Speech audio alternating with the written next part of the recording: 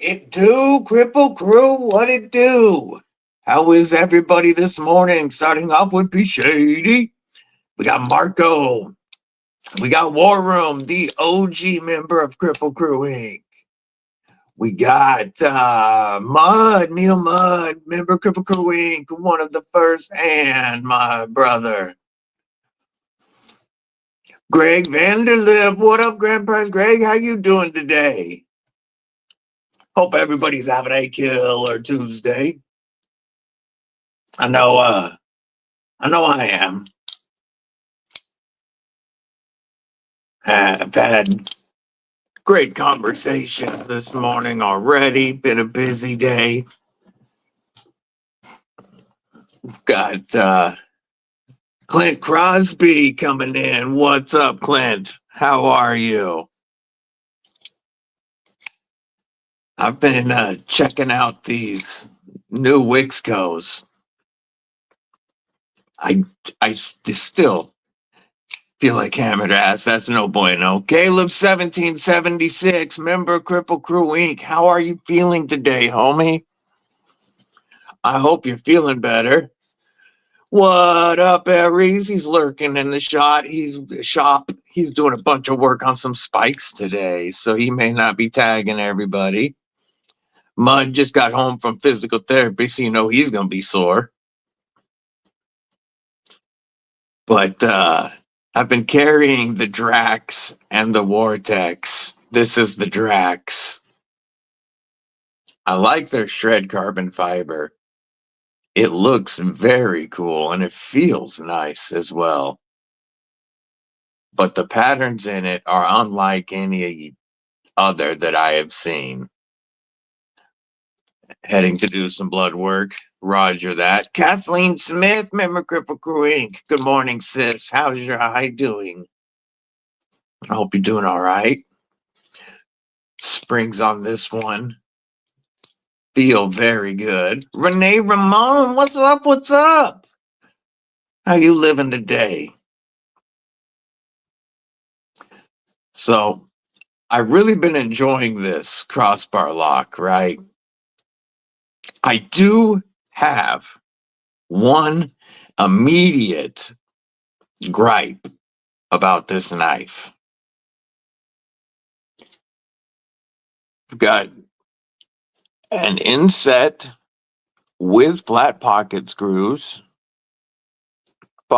deep carry pocket clip that is not reversible. They didn't mill out the other scale. Now, the liners are drilled for the pocket clip on both liners, but they didn't mill the scales out for a lefty option, which with a crossbar lock with thumb studs makes no sense. It's the perfect ambidextrous knife. If you're a righty, it's an awesome knife. But that should have been reversible. Brian F, what's up, fam? How you doing? Good to see you. I'm going to be doing a giveaway with it. Or with Wixco. They're sending me a couple more knives also, a couple more models to check out. I believe, I already forgot which ones I asked for. I believe I asked for the Axor, that nice sheep's foot working looking blade, and the Skort. But I'm going to be doing a couple of giveaways with Wixco coming up. Thank you. Double tap that screen to give it this live stream a thumbs up. I really should have cut my fingernails before this live stream. Damn, that's bugging me. I just saw that. Yeah, the random thoughts that come across the head that you guys get to hear as I think them. Joe Isabella, what it do? Barbie Chambers, EDC girl, what's up? Member Kripple Krew Inc. and my home girl. How are you today? What it do? How you living? And it's funny. So, Neil Mack, member Kripple Krew Inc. How are you? The crossbar lock knife is not set up for ambidextrous carry, but the liner locked Vortex does have the holes for the pocket clip on both sides. So the liner lock has the ambidextrous clip, but the crossbar doesn't. That's a miss for me so far. Joe Isabella's working and lurking in the shop today. Door open weather day. It's actually pouring here. You comment on her short, but you still can't on mine. I still can't comment on some of War Room's stuff, and I can't comment on Weldon Carey's shorts. I haven't been able to comment on Weldon Carey's shorts for a long time.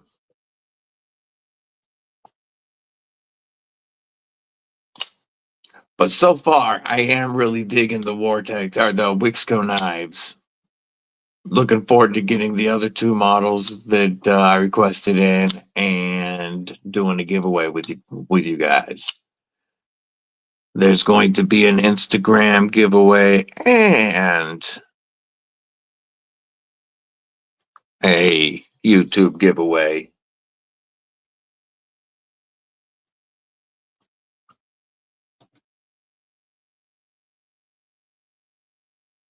Can't work because we have 40+ mile winds. Power is out due to the wind. Yeah, that's no fun. That sucks. Good thing your phone's charged, right? At least you can hang out with the crew. Who got their blooms already? I love this knife. Aries and Kubi killed it. Gareth, what is up? My brother from South Africa and member of Kripple Krew Inc. One of the OGs. This bloom came out so well. It feels great in hand. Like I can just wrap my pinky on the end of it in this grip, and the little bit of lanyard gives me something extra to hold on to. But in a 3-finger grip, this thing just feels perfect. Perfect. Look at Barbie. She's only 17 away from 700. Killing it, Barbie. Killing it. You hadn't hit 500 on last week's show. I'm so happy for you.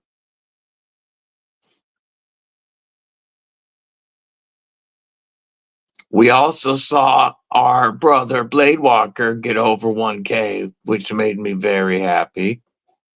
But yeah, these came out so good. The sheath is great. I, of course, already took off the all right, Neil Mac, thanks for popping in. I already took off the clip that Kubi sent on it. It's not a bad clip at all. It's just not how I wanted to carry it. And I borrowed TCB. What it do? Good to see you.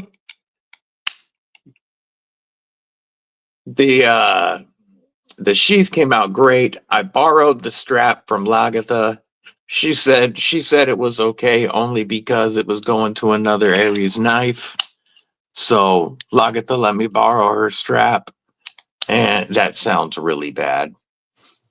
but it carries really good. Working on a pair of purple camel fat carbon scales for a little fixie of yours. Ooh, nice. And did y'all see what Aries said? He said that the collab Corey Holly and Aries EDC Cardinal XLs will be available this Sunday during his live stream. All four with wicked murder grinds, different steels, different finishes, different scales. Those are going to be insane. Insane. Be Shady's doing that work and lurk. I am a huge fan. And this has been on my belt since I got it. It carries perfectly in front of my belt buckle. I love the jimping that they added. I know Aries isn't big on jimping, but it feels great. It's done very well on this. And let me grab a piece of paper. Should have had one of those next to me.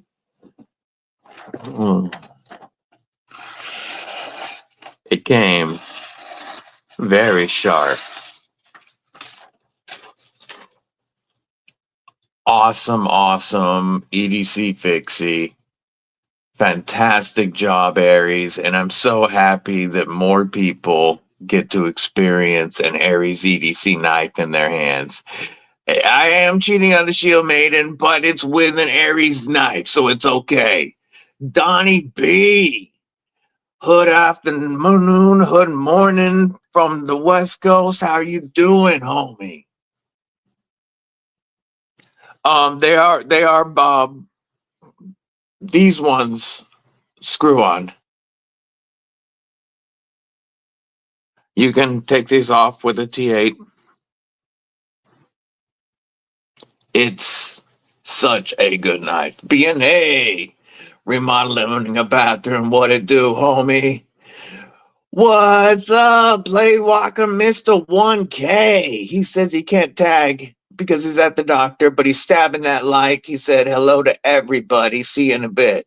I appreciate you, brother Blade Walker. Jesse, good morning. How are you? You've got, let's see. Ron Dobbins has the Bridgeport 395 and EMP Nimble with titanium scales, Urban EDC Micro, and a Pena pry bar. Oh, G-Shock, big idea design. I need to get a big idea design pin. I need to get an American pin from my American carry days because all of my pins are, wait, Maritac and CountyCom. They might be US made pins. I really should check that out. I don't know. Awesome, awesome, Blade Walker. We'll see you in a bit, brother.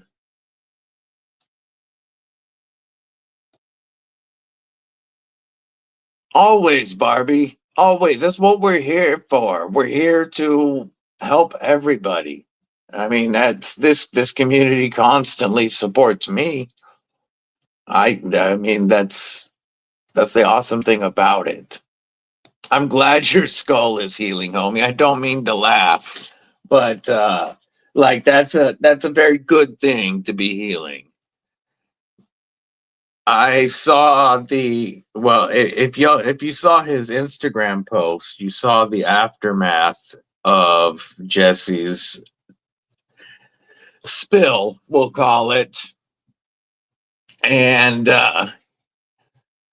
Ron Dobbins has hit that thumbs up, everyone. I appreciate you. And yeah, if you saw the aftermath of his spill, you know it was a bit on the messy side, and I'm glad it didn't require titanium in his dome, for sure.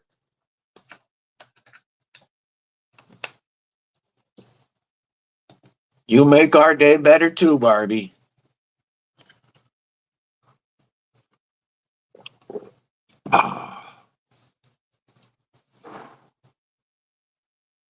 Yeah, I am just so happy with this newest Ultim edition. I need to do a recount. I don't know if I'm at 17 or 18 Ultim knives. But yeah, I definitely need to do a recount.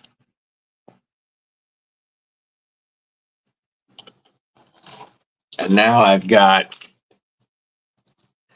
and now I have an Ultim a knife from Aries and an Ultim knife from KC from Kubi. The Kubi and Tempest Dust Devil and the Kubi and Aries EDC Bloom. Really good pair. Similar patterns on the scale as far as the micro milling, a little finer on the Aries, and we have a little thicker contoured Ultim as well. Both are very comfortable, but the Bloom is more comfortable in hand in most grips. Both are killer knives.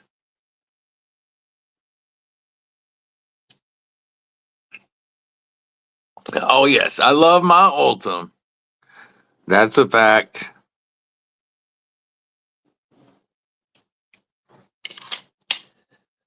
Yeah, I really want to check out. I need to get the Ultim version of the Drax and check out Wixco's Ultim. See what I think, because that's FerraMonster Ultim. So they like. I really do like their shred carbon fiber and their micarta. So I want to check out the Ultim. I know that the knives that are coming, one is G10. And I believe if I ask for the skort, then it's going to be either aluminum and carbon fiber or aluminum with steel overlays.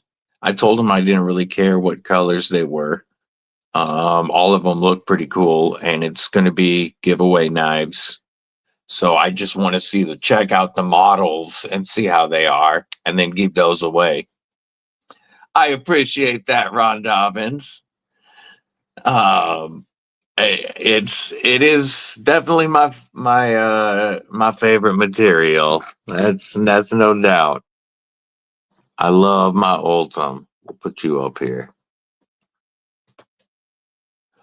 What's up, Pedro? Ouchie EDC.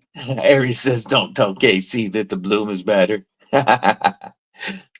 again, I'm just, both are killer knives, but the ergos on the Bloom just do hit better. You know, you've got that nice curve versus the very neutral Dust Devil.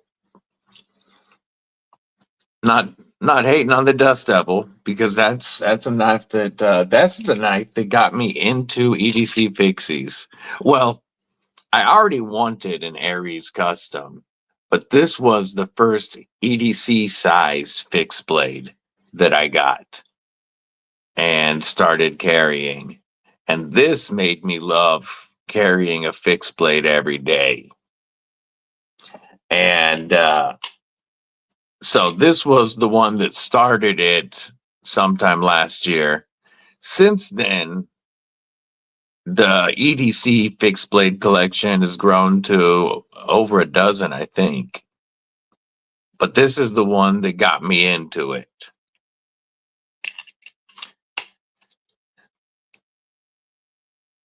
I need to get a pancake sheath taco sheath for it, though. They should not have done a pancake sheath on the Dust Devil. They should have done a nice taco single piece like on the Bloom.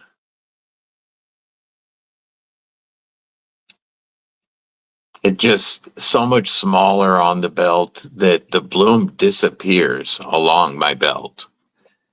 But with this right in front of the belt, in front of my belt buckle, It's so easy to grab and use, and I can put it away without looking.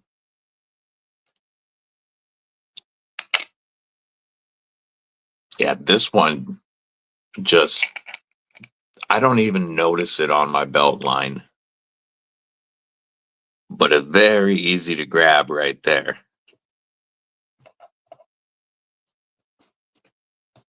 Going to do custom ultem, but the security at McDonald's wouldn't let you out the door. You have the same Jack Wolf penny. It really is. You know, this is the knife that, oh, I know, Gareth. This is the knife that Mrs. Deadly got me at House of Blades in Texas. And I've told the story before that when I walked in there, I was not planning on getting a Jack Wolf knife at all. I went in there looking at a lot of other knives, but as soon as I saw this one, I just wanted to feel one of their locking knives. And I grabbed it and I did that, and I was like, oh, and then I did whoop, and then I did that, and I was like, yep, I'm taking this one. It feels phenomenal in hand with the way that the handle gets wider towards the butt end of it. It just fills the hand very well. Nice. It's bigger than I expected. I love this knife. Whoops. It is such a beautiful knife. And because of the most of the frame lock being covered so that it's more like a bolster lock, I can use my thumb without locking myself out. They had the full tie version with the purple anodized accents and hardware, which looked really good, and I actually considered it. But the full frame is exposed, and I kept locking my, oh, listen to that, locking my thumb out. So I went with the awesome Mars Valley, and they had this one that is a lot more orange than red, which I hadn't seen in a Mars Valley cut. So I snagged this one. I love that sound.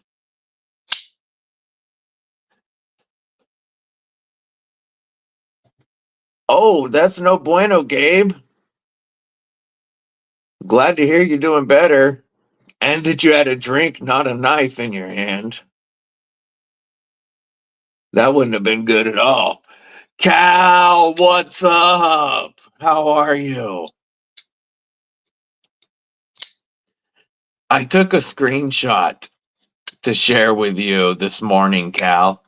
I was on my personal YouTube account scrolling through looking at stuff, and it showed my last one of my last vertical lives, and there's a screen full of knives, and your comment, the image that YouTube is decided to use for the thumbnail of that live stream is your comment highlighted saying the best way to avoid state laws is not to talk to cops.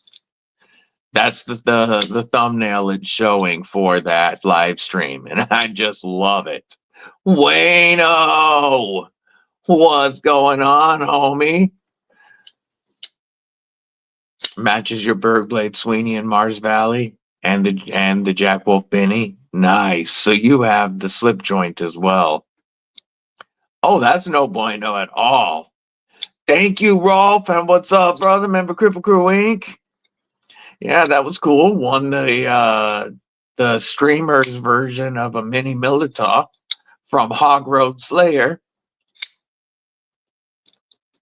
Hell yeah, Wayne, what'd you order? Big shout out to Hog Road Slayer for that.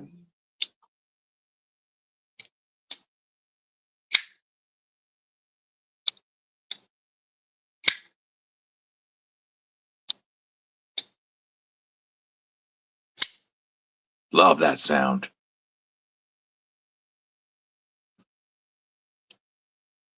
I have to give TRM a shout out and thank you guys for using my code to say when you save money on TRMs. They said that the code has been being used frequently. I get a lot of feedback now from Marianne and Iron and just awesome folks over there. And very easy for me to support because they have become my favorite American knife company.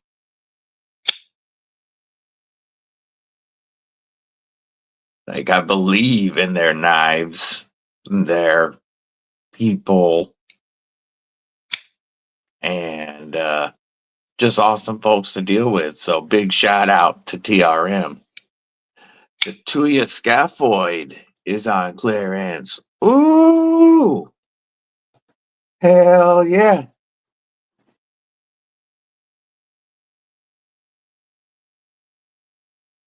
Oh, do you have the OG Neutron with the original clip? Oh, crap, Caleb. Remember, Caleb, like, life is more important. Handle your business, handle your health first, and then worry about YouTube, homie. That's not good at all. Glad it didn't happen again. We're going to take a look at that Tuya scaphoid.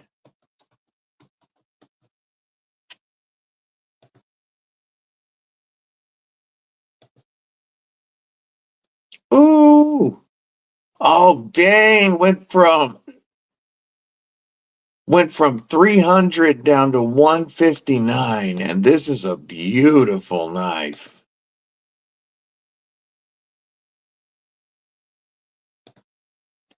I'm going to share it. I love their grinds.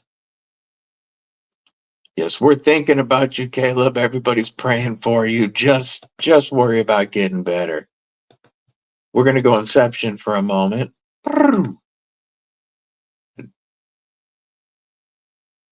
Look at that grind. Love that Tonto. And the way it comes down right there. You got that swedge coming down to the flat grind going into the compound hollow grind. Deep hollow. Whoops. Shred or carbon fiber inlays with titanium. Beautiful knife. And if that's a Skeleton Blade Works design, that means it's probably a full-size knife. I'm gonna look at the specs in a minute. Nice clip on it. There we go. 8 inches. There we go. Yeah, nice full-sized 8-inch blade of S90V. 8 inches S90V blade with that wicked compound grind for 159. That's a great deal. That's a great deal. Love that blade shape plus S90V.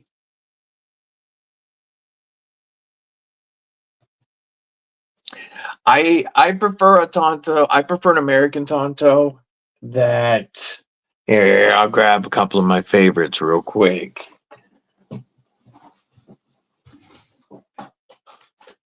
I have a couple here.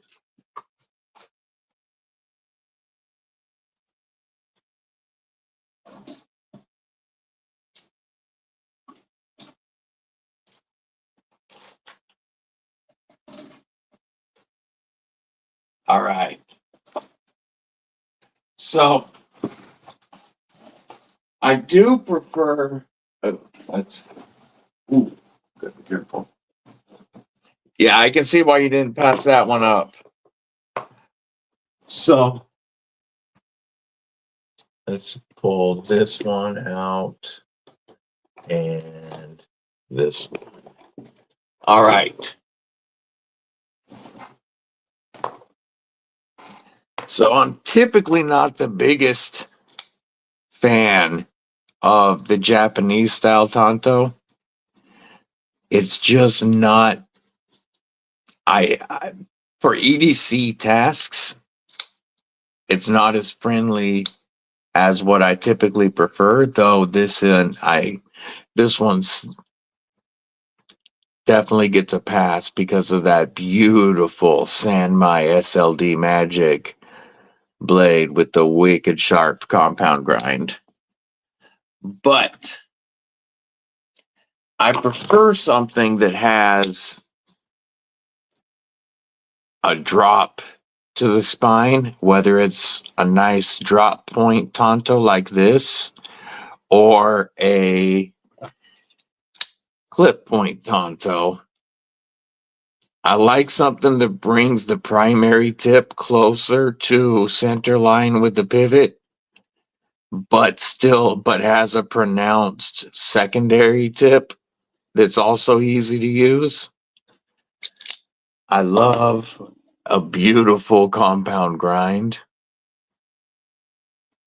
This is the one that the Mad Tonto is the one that really got me into adding Tontos to my collection, because I wasn't the biggest fan of Tontos until I got one that had a real.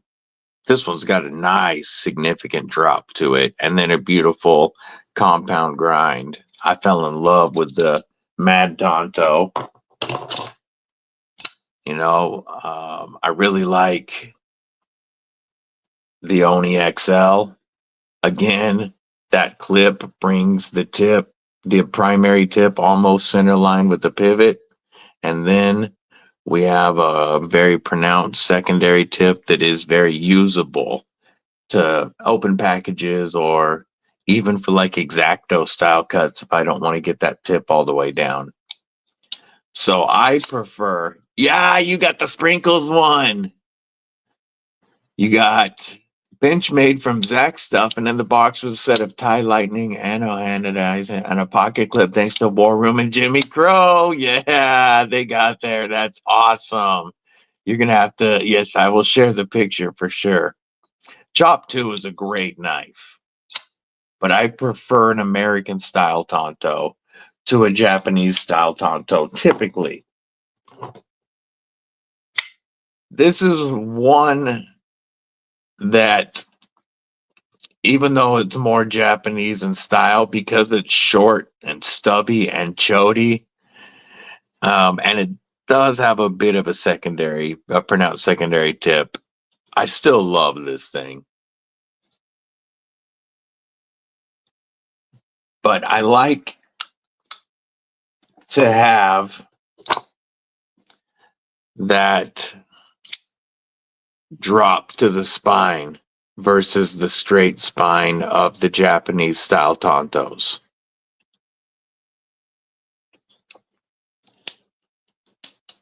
Thought Tonto was Lone Rangers, buddy. Dating us with that joke there, Rolf.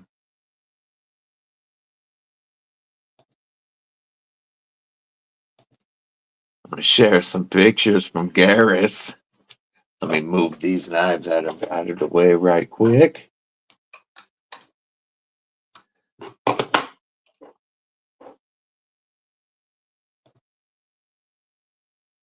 And let's share this. Tracy Kramer, how are you?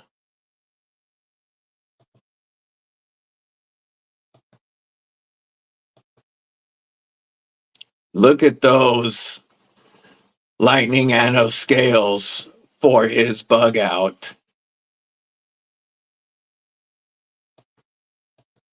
and a titanium pocket clip to go on his bug out. That is awesome. Let's see the photo that Warren sent real quick. Here's some of his favorite Tontos. There's the Medford Praetorian, the Mananas Kemano. That is one of my favorite Tonto blades ever. And the Pickled Steel. This isn't the Scarp Pro, I don't think. I don't remember which one this is. That might be the Scarp Pro.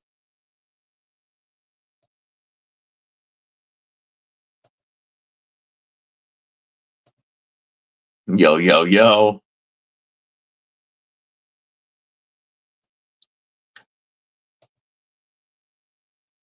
No, I do not practice Filipino martial arts.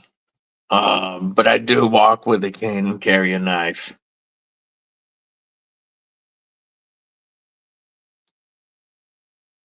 Yeah, they do have some awesome stick combat though. Filipino martial arts. Faux shizzle. Dwayne Letterman. What it do, homie? How are you? But yeah, definitely one of my favorite Tontos of all time is the DLT exclusive Dimco 8020.5 or 8025. Man, I don't know why I can't talk for a minute. In 3V with the awesome Tonto blade and shark lock. T-Bird, what it do? What it do? Yes, a good cane is nice to have because it's one thing that you can take everywhere.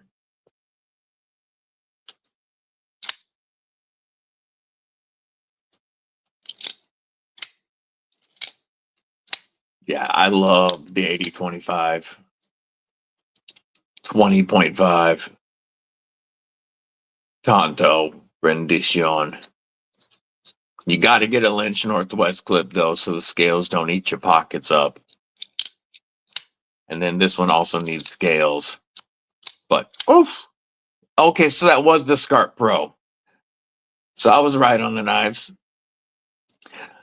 Yeah, bug out's pretty much the same price as the Manix 2. Driving on the way to work. Later, Tracy Kramer. Thanks for popping in. Have a killer day. Stay deadly out there.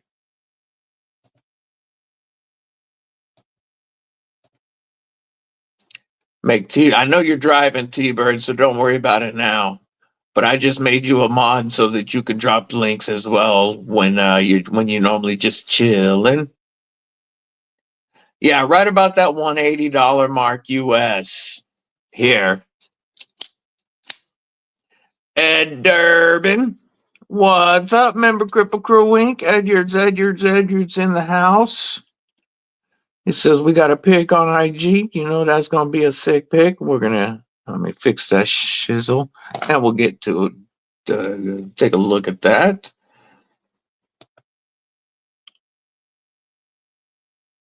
Oops, helps if I bring up Instagram. Ooh,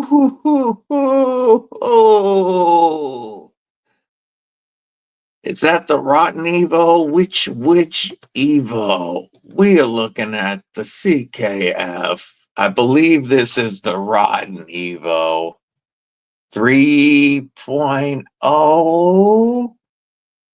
Man, look at that carbon fiber inlay. Those are beautiful carbon fiber inlays. The brushed titanium looks phenomenal.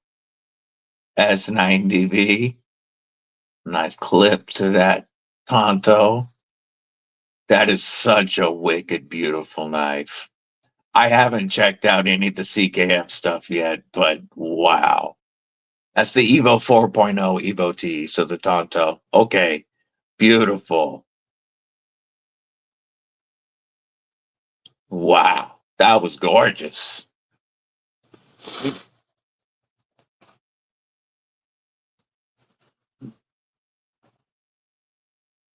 Bueno, the Evo 4.0 like that.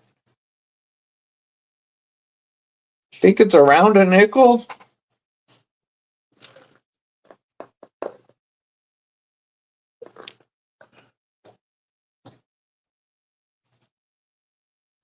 I could be wrong, but I think that CKF's right around a nickel. No, it might be more than that. It might be. I'm going to pull it up. CKF for Tonto.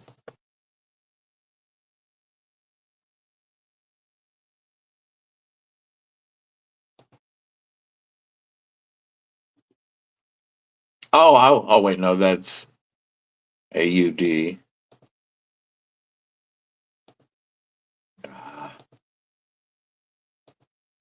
That might be more like 800 or something. I can't remember, and I'm not finding them. I mean, they're going to be out of stock everywhere, I would guess. Here, let me go to Rotten Design. Rotten Design for the Evo T. Oh, I was a bit on the off. That's more around 800. I don't know. It's an expensive knife. I know that much. Diamond cut steel. What's up? What's going on? 7 and 900. Yeah, that's what I was seeing on the Rotten side just now.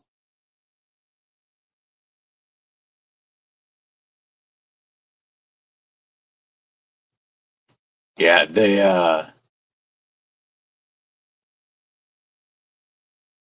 those are just phenomenal looking knives.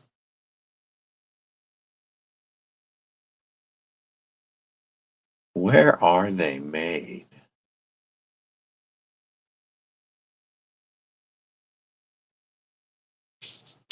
I don't see it.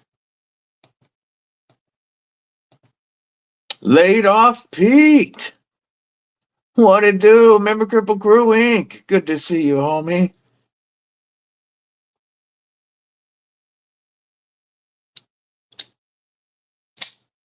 Just trying to think. What do I have? I don't have a lot of S90V. I've got that. I've got my Devo. I have my Penguin in S90V. Just finished making a few videos for the Blade Walker to 1K giveaway video. Awesome. You know what? Let me do this so you can drop links if you would like. I'm so happy that he got to 1K. That's so frigging awesome. Dane Gavrilovsky, what it do, my man? Good to see you. Hope you living well today.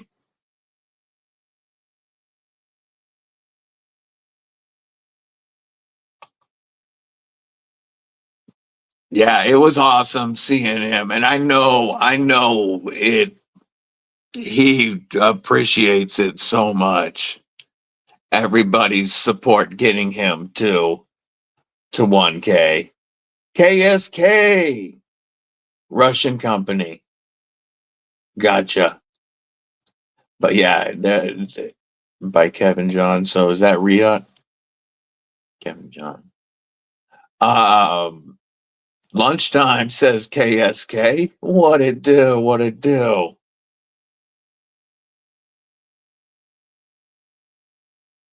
There's Diamond Cut Steel's video for the Blade Walker to 1K giveaway. Definitely check that out after the live. Take it easy, T-Bird. Have a good one. Try not to hurt anybody today, unless they need it.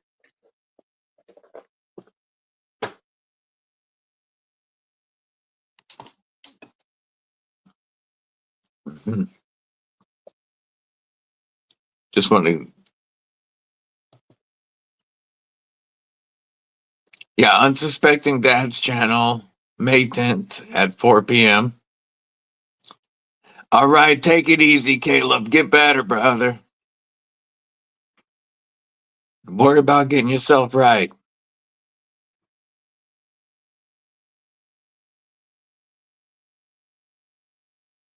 Oh, Mud. This is the one that Kyrie got for me with the mahogany obsidian stone and the white antler. It's a little short Jody Ripper. It's like feels like a wicked serration, like teeth all the way around on both sides of this one. Very fine teeth that he did on it. This would rip like crazy.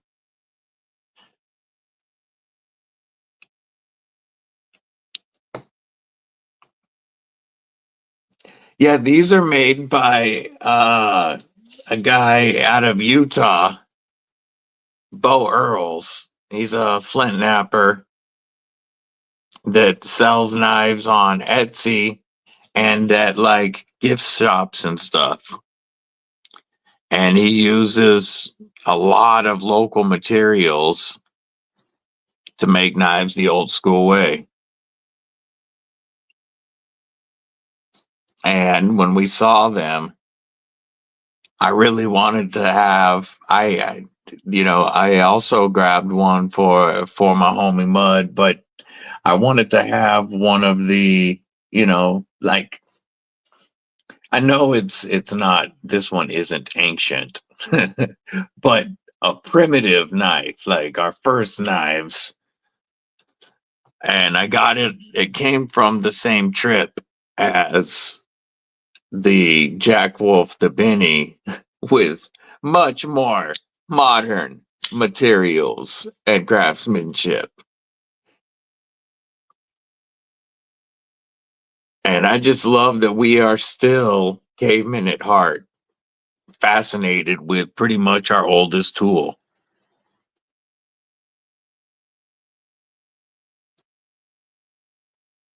He is. He is, Wayno. At least I believe so. A lot of the businesses that sell his stuff are LDS. I mean, it's that area for sure. One Moon Collective, what's going on? Yes, S90V, fat carbon and titanium next to flint knap stone, antler and sinew.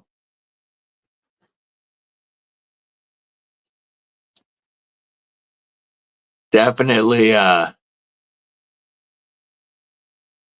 definitely. It's just cool I don't know what I was gonna say. It's just really cool to compare the two and see that we're still fascinated with doing the same thing, just with newer materials.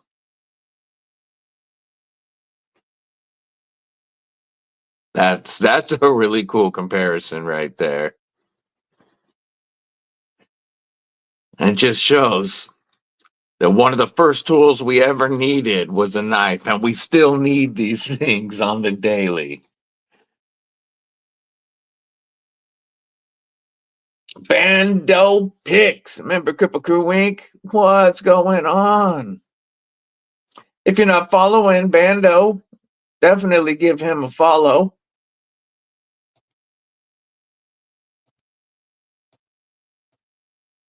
He also does awesome knife content, does live streams as well.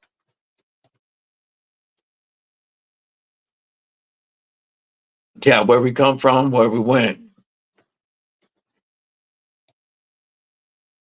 Hey, just rest and get better, man.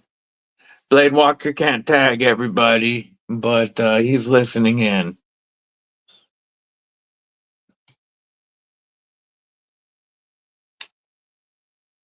Here is, I'll share the picture of Oh, if you texted it to me, homie, I can't share it. You'd have to send it to me on Instagram because I can't see my phone. If anybody else wants to share their carry today, you can feel free to shoot me a text and I'll show it off.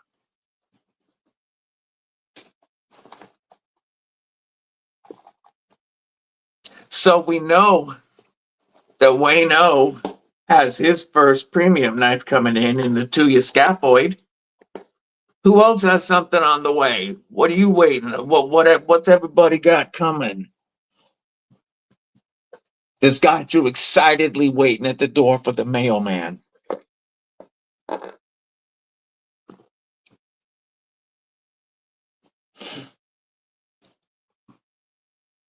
The Wixco blades were the most recent to arrive.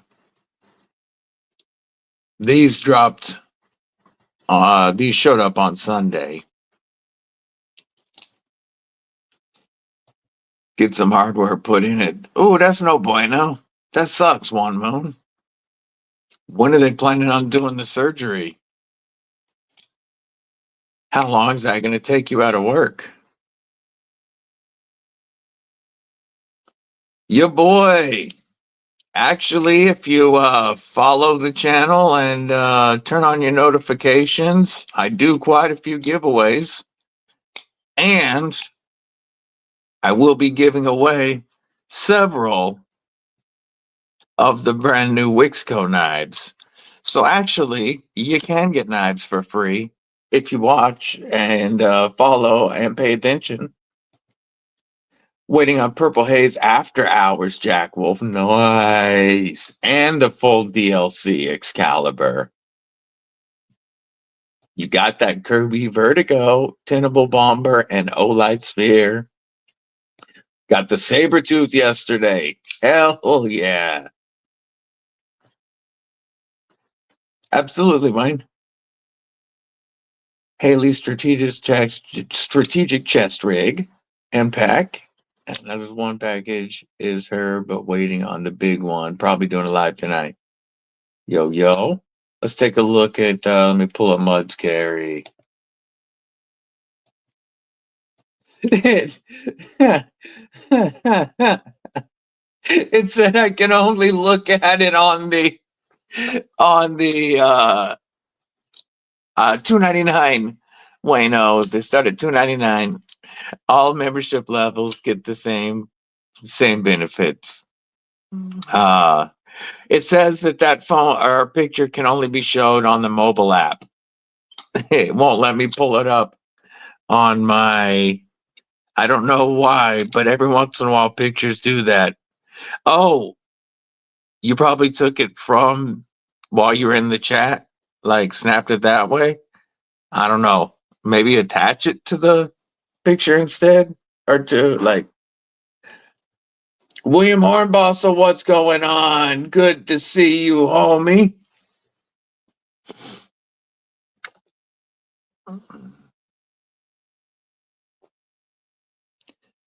Yeah, every once in a while I get pictures during the live stream that people send that because of the format, it doesn't allow me to show it. Like it says this photo can only be replayed once. That means you took the picture with the Instagram app.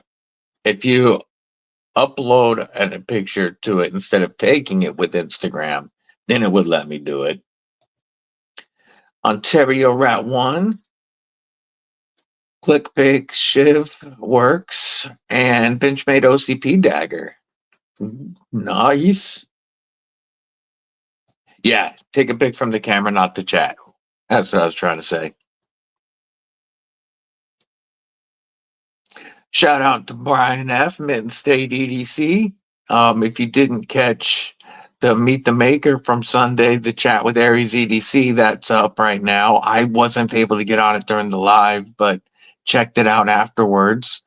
And remember that you can get a lot of handmade EDC gear from our brother Brian F. and other community makers at the EDC roundtable, which is linked below. You could save 10% with code DBD10 at the EDC roundtable. But they got like awesome custom handmade stuff like these awls, and he does ferro rods and other items as well as pocket shank. But you could also get leather products, beard products, all kinds of stuff. Just in time, what's going on? So check out EDC Roundtable in the description of the live if you're looking for any dope handmade EDC gear. Okay, I'll check it again.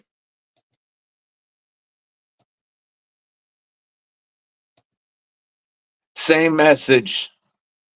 This photo can only be replayed once. Use the mobile app to view. Got that KB454 Nux, the KB Ballistic New Breed, which is that badass New Breed Valley, and the Quiet Carry IQ. Nice. Yeah, it's just it ain't playing right. Playing well with you, Mud. Jim Cox, member Kripple Krew Inc. What it do, homie?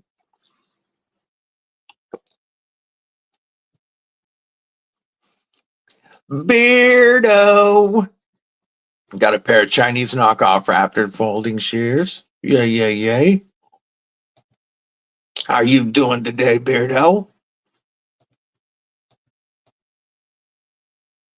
I'll fix that. Pop back over here.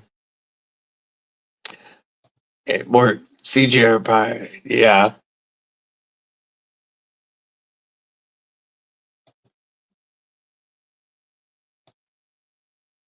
Yeah, it's always annoying when it won't let me show it unless it's on the mobile app, because I can't do that during the live.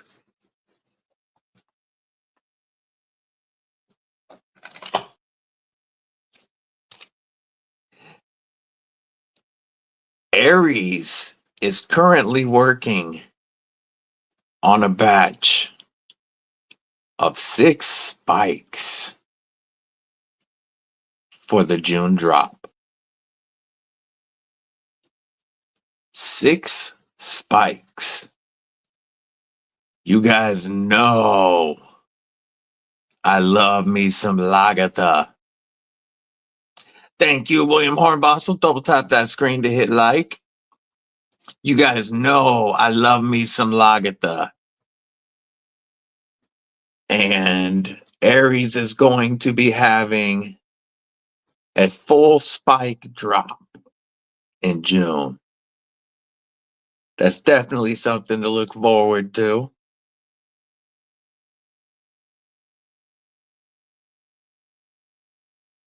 Lagatha is currently taking a break because she was nice enough to let the Aries EDC Bloom borrow her strap.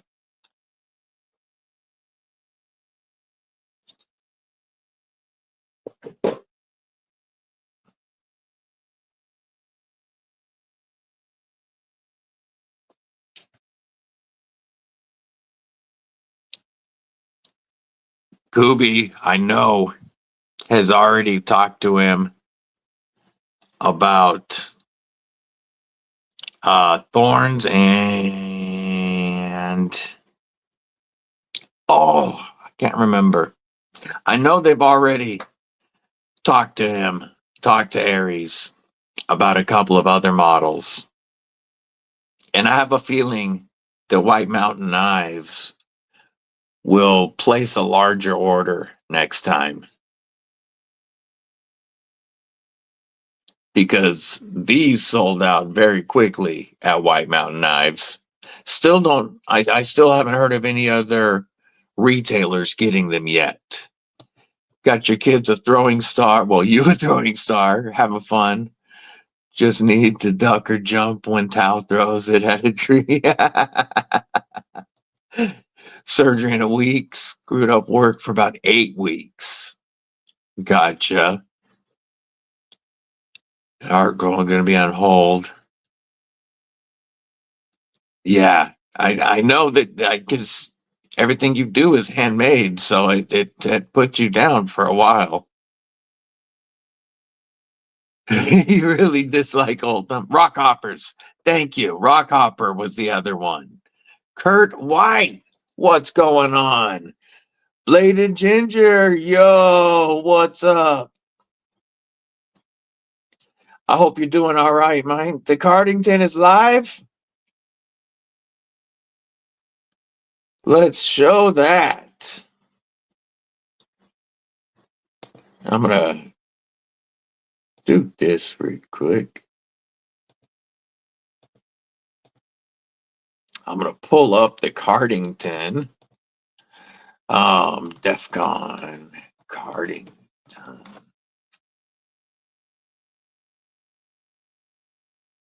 There it is, TD401.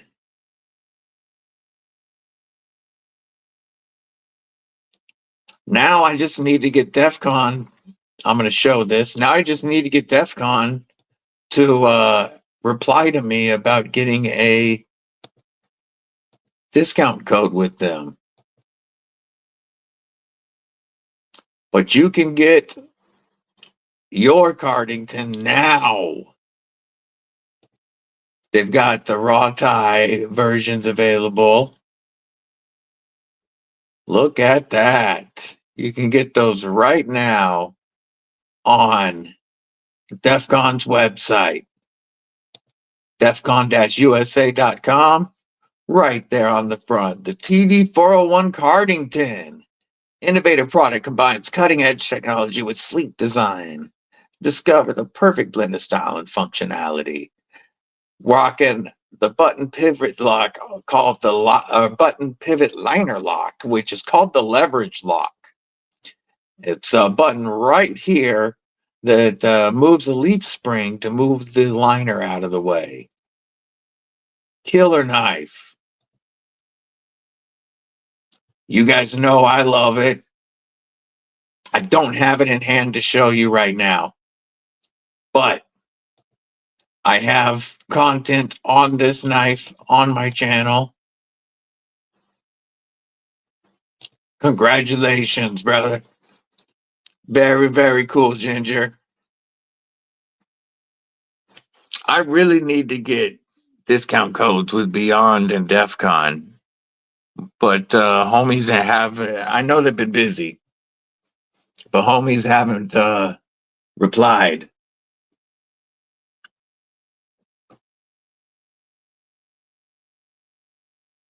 Now I do have the Geo here.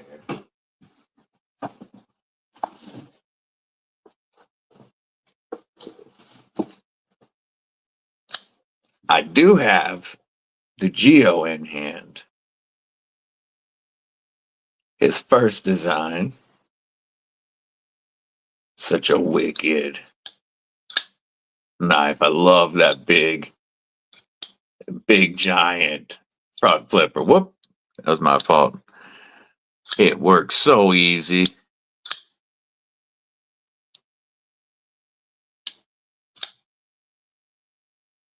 Not a fan of the making the pivot have extra things to do. I like trying different lock styles, and that one did have very tough lockup with the way the liner actuates and meets up with the blade, and the pivot button seemed to work really well. Now, I didn't take it apart and try to put it back together yet. So, yes, very pointy. When are the cool anno colors coming?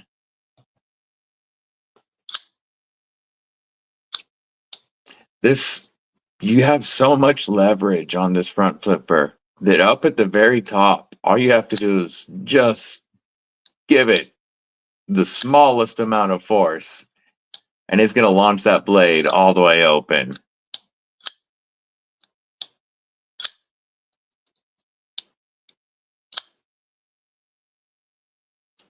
Very, very slight hawkbill blade.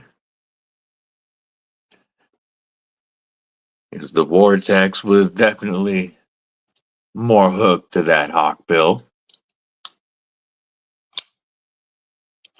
You can color custom order the colors online.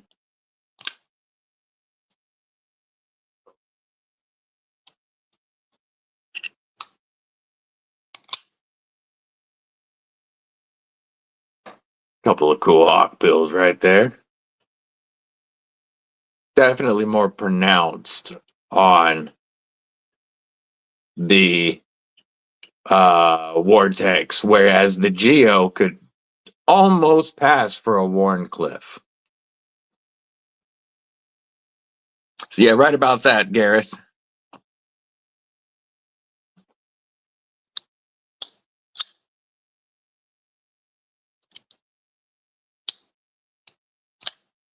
Great reverse flick. All right, take it easy, Mud. Have a killer day, homie. I will talk to you later.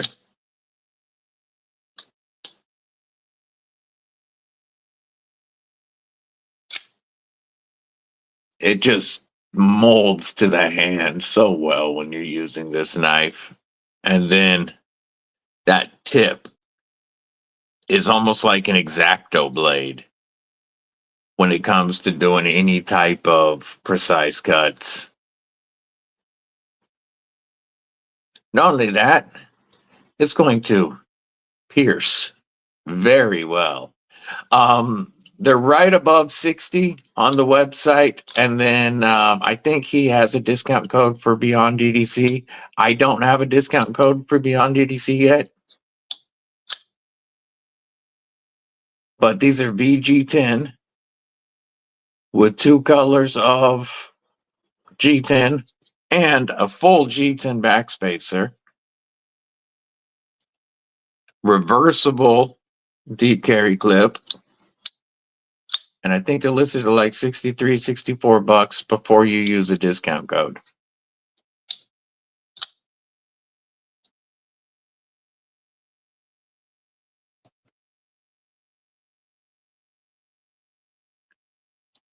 Yeah. Now you're gonna when are you how soon are you getting the surgery done?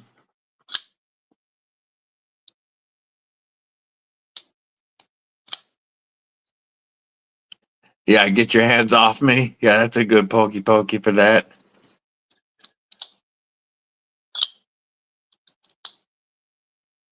That's such a fun knife.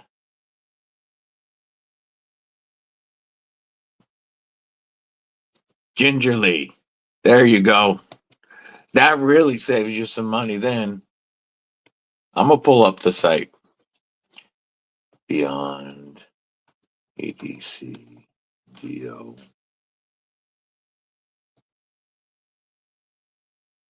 So I'm gonna pull it up. Come on. Yeah, it's listed at 64 bucks. I'll share the screen. And then I'll share the link, Wayne. It is the Beyond EDC Geo.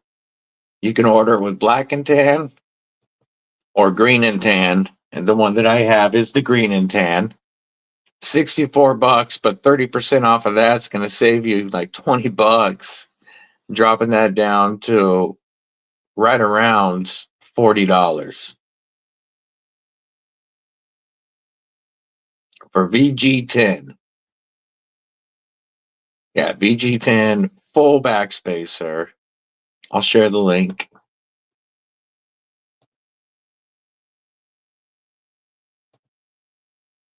Maybe. Maybe. Maybe.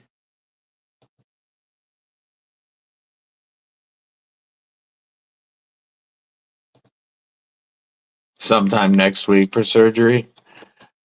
Beyond EDC Geo. Bye.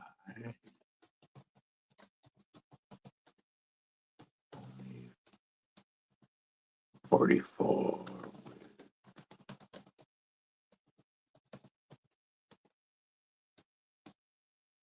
There we go. And I'll pin that. I pinned it with the code and everything to make it easy to read and find.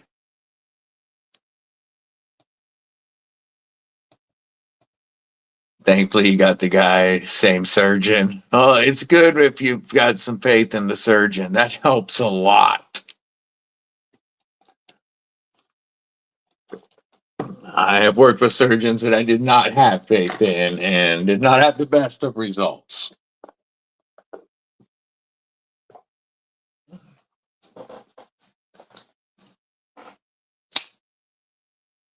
I really like this TacKnives Goliath. Such a cool. Yeah, I bet One Moon. He can't really add everybody, but he does see everybody. That if not, if they don't ship to you, Gareth, you can always ship it to me, and so we can get it to you. Oh, it could be because of it being vertical.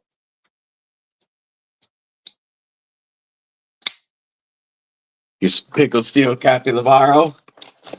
Yay, yay. Such a good knife. And whoop, very easy to reverse flick off of that blade. Yeah, this is wicked knife. I love the Capilevaro.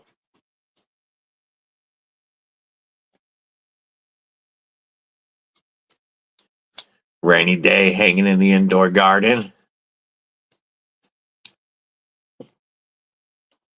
Yeah, I do. That's awesome, Bladed Ginger. Glad to hear it. I do prefer the Warhog. The Warhog is such an awesome EDC knife. One of my favorite EDC knives, period, of last year. And I think the best EDC knife last year under 75 bucks. And you can get these between $49 and $52, depending on the exchange rate, after code Kripple10. That's just ridiculous for this knife.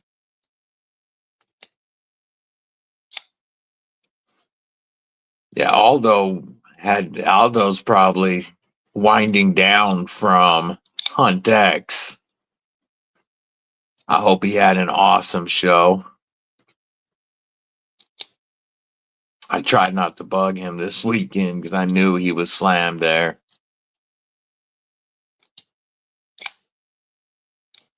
Yeah, I love the Warhog and can't wait to get more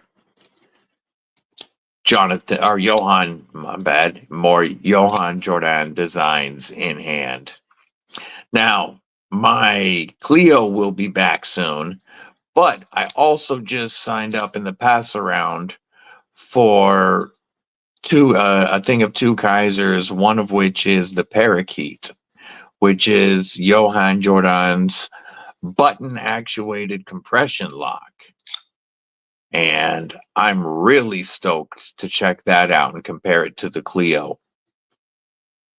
So, William, I haven't checked out the Bulldog yet. The Bulldog is one I highly want to check out.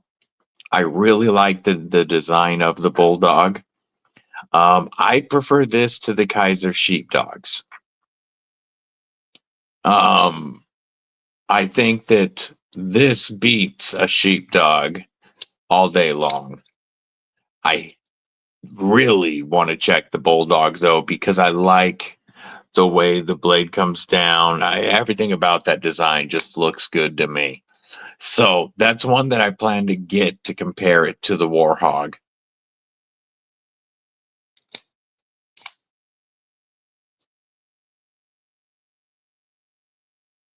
But right at 50 bucks with code Kripple10, it is such a great knife to add to your EDC.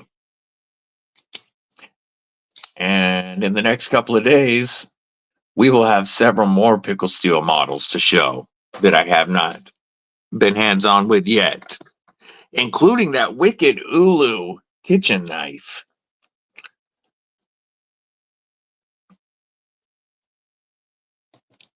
Well, that's good. It's good to have a great surgeon is so important. For sure. I've had good and bad.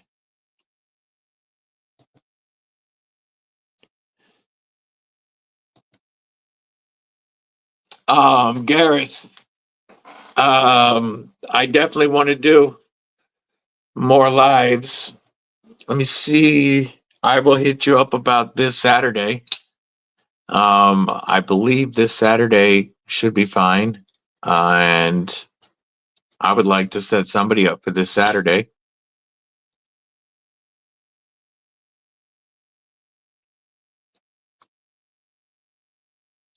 Trying to rescue an awesome knife from Goodwill's auction site.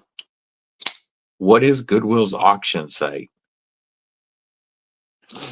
Yeah, it's the only reason there's been no South African interviews for the last 2 weeks, especially with all the South African designs that have come through here, is because of the shows and such that were going on down there over the last 2 weeks. Otherwise, we would have had some more South African designers on.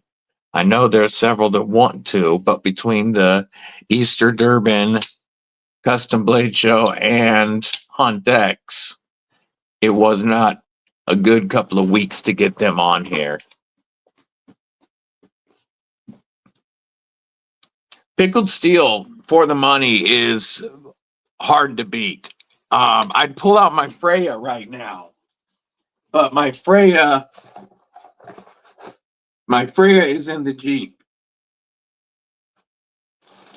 If my Freya wasn't in the Jeep, I would show that, because that is dollar for dollar one of the best knives you can buy online, period. The pickled steel Freya at like $27 is one of the most comfortable user knives that I have. I wish I had it in front of me to share.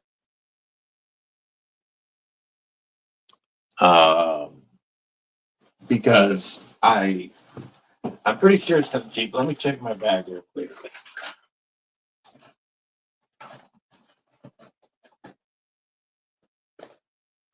Oh, no, I got it. I have it.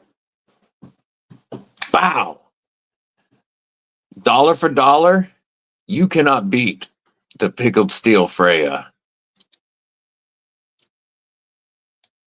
These feel great. All pickled steel blades are hand finished on a whetstone. You've got that really nice deep stone wash and very good ergos. And this knife is always between 25 and $30 with code Kripple10. The reason I don't give exact prices with pickled steel is because the exchange rate versus the South African rand varies daily. And so there's a couple of dollars of fluctuation, but between $25 and $30. And this is one of the best user knives I have. Yes, I love the chocolate. The chocolate is sold out, but there are other colors available.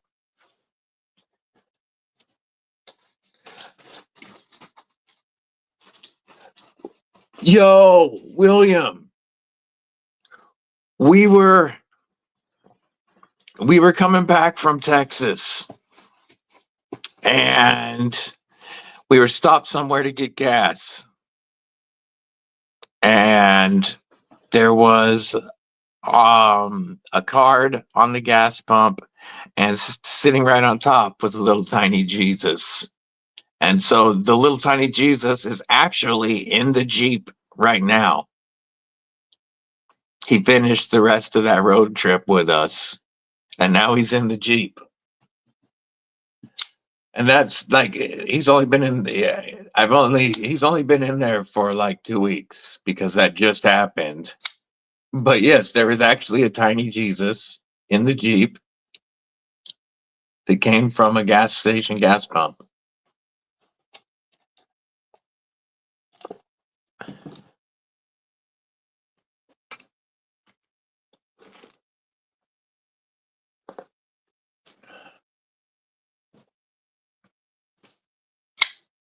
Yeah, we found him.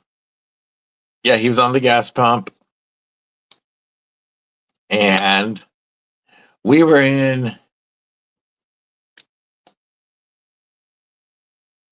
Utah or New Mexico. I don't remember what state we were in. We weren't Sean McDonald. He's got 10 minutes of work. What's going on? Oh, check it out. Code Kripple 10 on the One Moon Collective shop, too.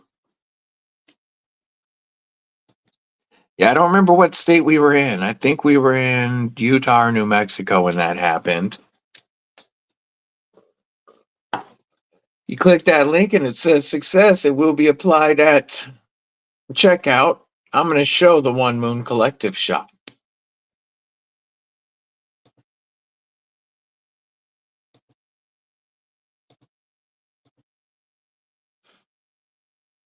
And you've got, I love this hoodie with all the Wicked Blade designs. Like, you got the Soul Stone, you got the Kaimano, you got Clydesdale, a bunch of wicked blades. The Huntsman. You've got his really cool designs in a lot of different clothing. You can get the One Moon hat. There's the sticker sets of that blades cut out, a bunch of blades from people in the community.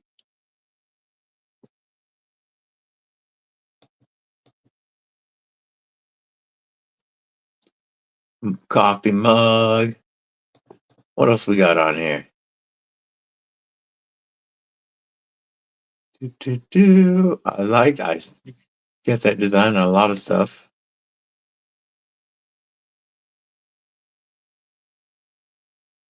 So there is whoa.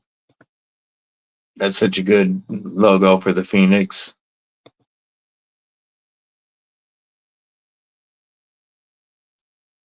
Very cool. Very cool. I dig it, One Moon. That's the One Moon Collective shop. And if you use that link, the discount is automatically applied. Very, very cool. What are you thinking, Wayno?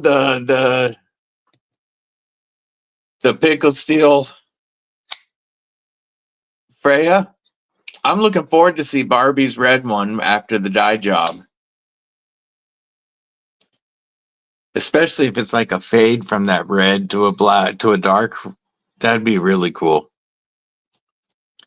If the chocolate was a limited edition color, and it is gone, but they have other colors already in the US and more on the way. You could check them out on the Pickle Steel website. Lions were braiding the dogs. Absolutely, homie. Absolutely. I really like that. Ever since you came up with that design with the blade shapes, I thought that was really wicked. It's fun to sit there and look at it again and go through and pick them all out.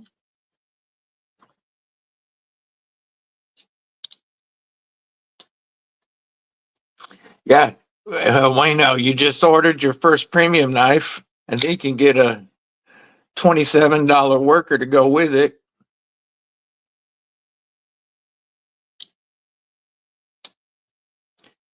I've only had them for a few days, but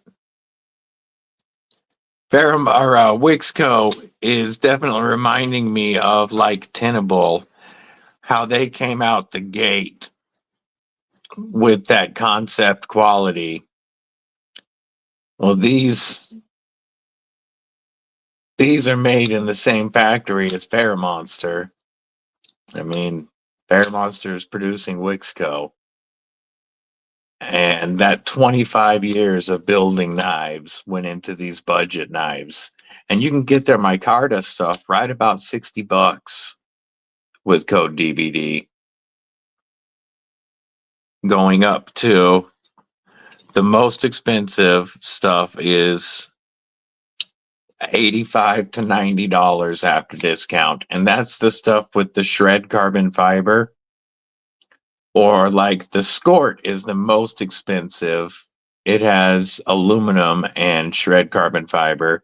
And that one's like 90 after code Kripple 10 or code DBD. But and then they have G10 scales on some knives, aluminum. But they do feel very good. The Wixco name, you know, but once everybody gets a bunch of them, then we'll be used to the Wixco name. But the knives are fantastic. Got that FerraMonster quality coming through. Kill all llamas. What it do, homie? Dropping in with the super chat saying, here's to hoping business picks up for him today. And we will do, since we was just talking about Wixco, we will do a Wixco salute. Hell yeah, kill all llamas. Much appreciated.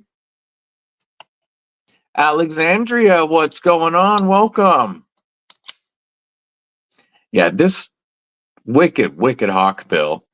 And it's a 3.1 inch hawkbill blade. This one's 100 thousandths blade stock. So this one's thin and slicey on that blade. It's got enough of a curve that it's going to bite into whatever you're using it for, but it's not so pronounced that you can't use that tip really easily. Like the Sith XL, if you tried to turn around and use it to do EDC stuff, you're going to go halfway through whatever you're cutting, but you can control the tip on this. Skeletonized or drilled liners that are inlaid in the micarta. Reversible pocket clip. Got the back spacer. And really snappy detent. This micarta variant is right about $60. And then they have shred carbon fiber variants they have one that's blue and black and one that looks like this.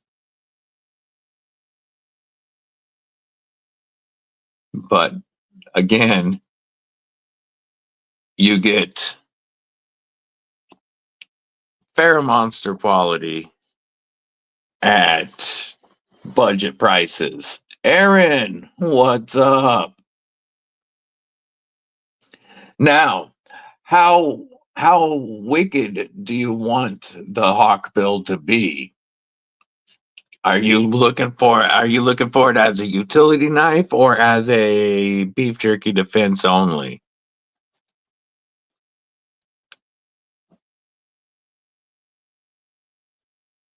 I just shipped out the pickled steel Blood Eagle prototype. That's going on to the next reviewer. Darkwater should have it any day. But the pickled steel Blood Eagle has a much tougher hawkbill blade that it's not as pronounced as this, so it'd be easy to sharpen. And it is a karambit with a ring that's very comfortable when you're ringed up. However, the way it's designed is very comfortable to use in a utility pinch grip. And I can hold it in a forward grip without my pinky in the ring, and it's comfortable. It's the first karambit I have felt that I could use as an EDC knife. And I do have some content on the Pickled Steel Blood Eagle on the channel. That one, I can't wait to get that one when it's out. Yeah, the Drecho is sick, but crazy, crazy thin. Don't forget flying kick slap head like but the flying kick slap headbutt the like button. Okay, that took me a second.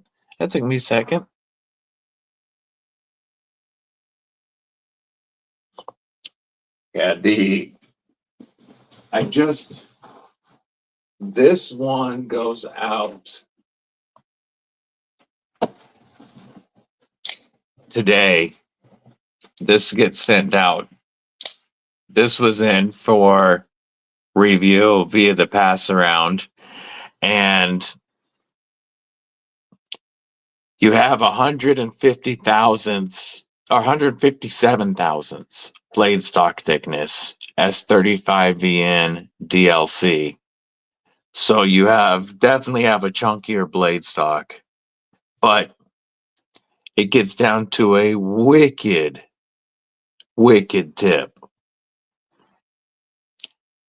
This Shield and Sith XL is made for ripping, and it's going to rip very, very well. The way that the handles swell and the geared backspacer are very comfortable to hold. Yeah, these sets are insane, and you can get it right now from White Mountain Knives for $145 with the reverse tucks, full tie backspacer, tie pocket clip, and DLC S35VN for $145. This one, oh, this is a ripper. I want to add one of these for my left-hand carry. I compared it to the video it was live for members yesterday and it went live for everybody this morning. But I compared it to, I've got to be careful with my fingers here, the Kripple Knives Mantis. And the Mantis, also very good ergos, beautiful titanium work. A lot of your cost is in that titanium work. An LMAX steel, but this one's $328 and it only has 100 thousandths blade stock thickness. So LMAX is not known for its toughness per se. I mean, it's not S90V, but still, it's not as tough as S35. And this is wicked thin. If I was betting my life on one of these, I'd rather have the Shield and Sith XL in hand. I'm not saying the Mantis isn't a beautifully made knife, but I can get two of these for the price of the Mantis. Jake, what's going on? Yeah, titanium. It looks like tree bark. And it's carried all the way through the back spacer. Beautifully milled titanium. But again, that's where a lot of your cost is, because that takes time and that eats up machines.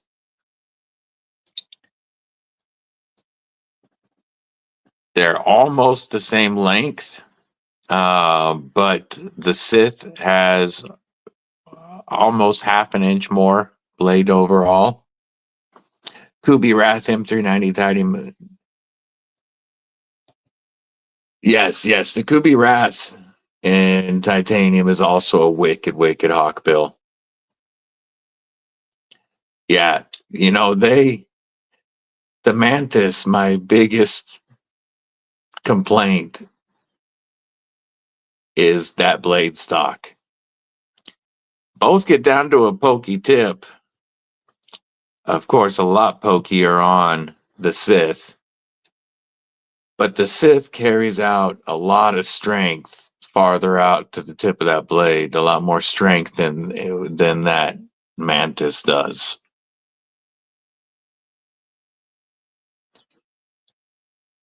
Yeah, that video went live for everybody this morning comparing these two knives. Happened to have both of them in at the same time. Yes, frame lock versus liner lock also makes a difference. I like the idea that I'm squeezing this tighter when I'm using this. Every time I squeeze my hand around this, I add to that lock strength. This one doesn't need a finger loop because of that geared back spacer. You are locked in on this. You're not going anywhere.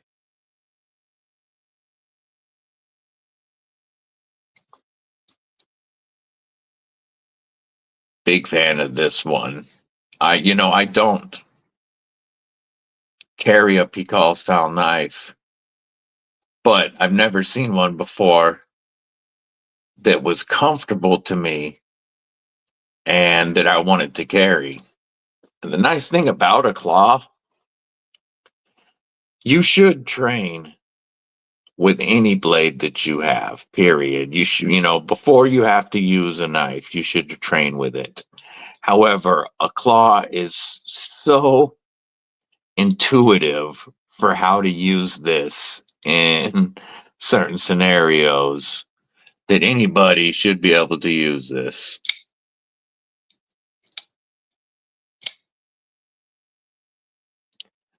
A folder with a, do you mean like a mid-height saber grind?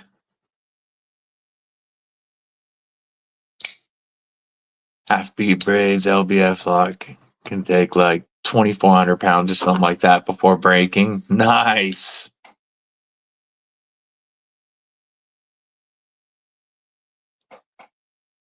Yeah, both are wicked self-defense knives. But in my video, I say that this is the one that I would go with.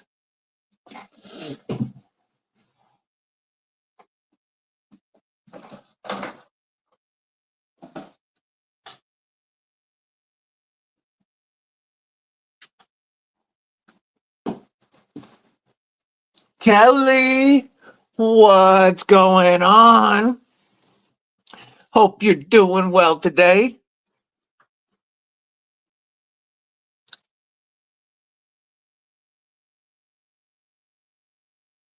El Navajero, what's going on, homie? Yeah, why don't you have a wrench? The Wixco knives are pretty dope, aren't they?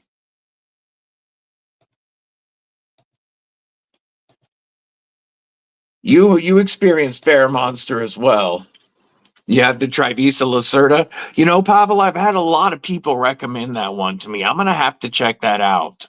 I've had a lot of people recommend it. I've looked at it before pulled it up here and looked on it. But, why don't I look at that Trivisa Lacerda? So you said like the dark one? Do you mean like the spear point blade? Oh, that's not a spear point blade. It's a drop point. I don't know what you mean by saber blade, homie. You said like the dark one.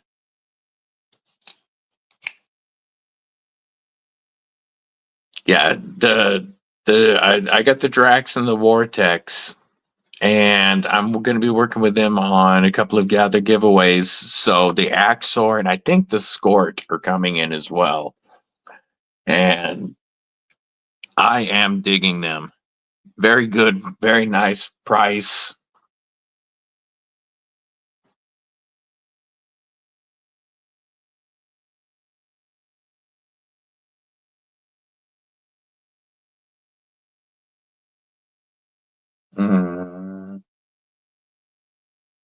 Trying to think of what knife I showed like that. Upward curve.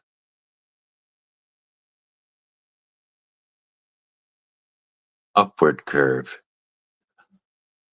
What knife did I show with an upward curve? While I'm thinking about it. Oh, wait.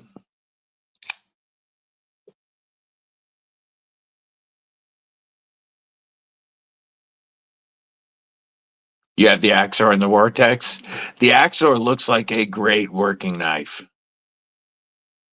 And the Vortex is a wicked ripper. Yeah, I asked for the Axor and Skort for giveaways. And the Funking Knife Company, I like it. Yeah, and I'm well impressed. This wicked ripper, it really, and they're so light and easy to carry.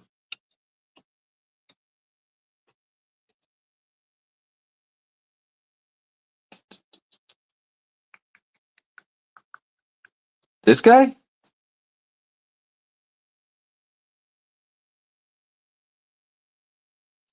The Warhog?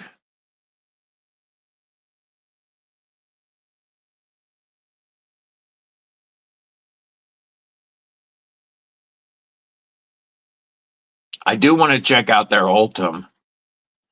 I'm going to have to order me an ultem Drax. And when I get the ultem one, this carbon fiber one's going to be given away. Serbia and Belgrade. Yeah, your knife laws are pretty tough. Oh.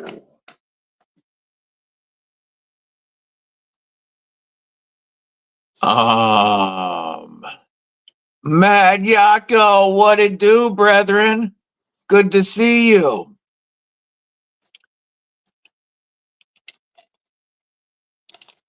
Are you guys allowed to carry any type of locking knife in Serbia?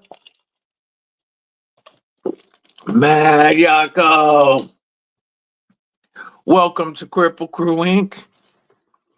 Everybody show Mad Yako some love with those awesome emojis. Welcome him to the crew. Give him some knife acoustics.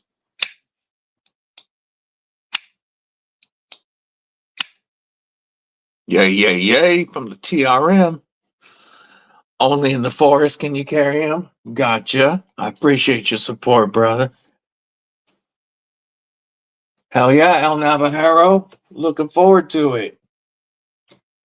Don't forget, you can get your badass Mad Yako Hanks. The one that's currently in the pocket today is my glow-in-the-dark Leaf Hank. But Mad Yako makes amazing hanks, and he's also got some great wax for your knives now in the Mad Wax.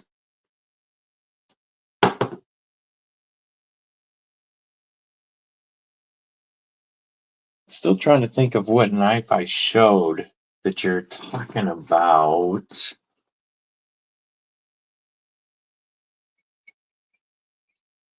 All right, Kelly. G-Ball, what it do, Greg? What it do? Oh, yes, that's what I was trying to think of, Mad Yako. Check out we're gonna pull it up. We're gonna pull it up.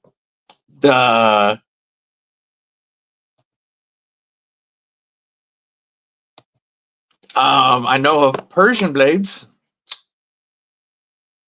like this. This is the Golden Fook Dragon.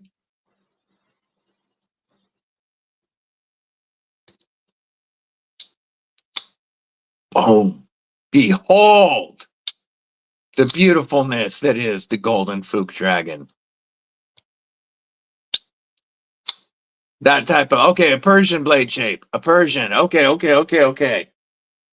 Now we're on the same track. And yes, I do have a good one that I can recommend for a fair price. But first, I want to show the Mad Yako and Titanium Justin. Yako. Mad Yako.etsy.com. I want to show these right here. There's a couple styles. Check these out. Yes, I do have one that I can recommend. But first, I want to show. Let's go Inception mode for a second. As we get the Titanium Justin and Mad Yako limited edition Hanks. They're splatter kitties, painted by TJ and then hanked up by Mad Yako. There's also cow print. Check those limited edition Hanks out. You know, being Mad Yako Hanks, they're going to be crazy soft on the inside. Like, insanely soft on the inside. Plus, you can get the matte wax to protect your blades. You got a Grateful Dead. We've got some really nice patterns here. Scrolling through and just showing off some of the patterns available. I love the glow-in-the-dark Hank. I rock that one quite frequently. But awesome prices, getting Hanks from an awesome dude. And they are so soft and nice on the inside. Plus, you can get your Mad Wax. That one is moving. Yeah, the material that Yako uses on the inside of his is my favorite that I have felt on the inside of Hanks. It works great for my glasses and for blades. It's just so soft. He has some awesome materials. Definitely check out his Etsy shop.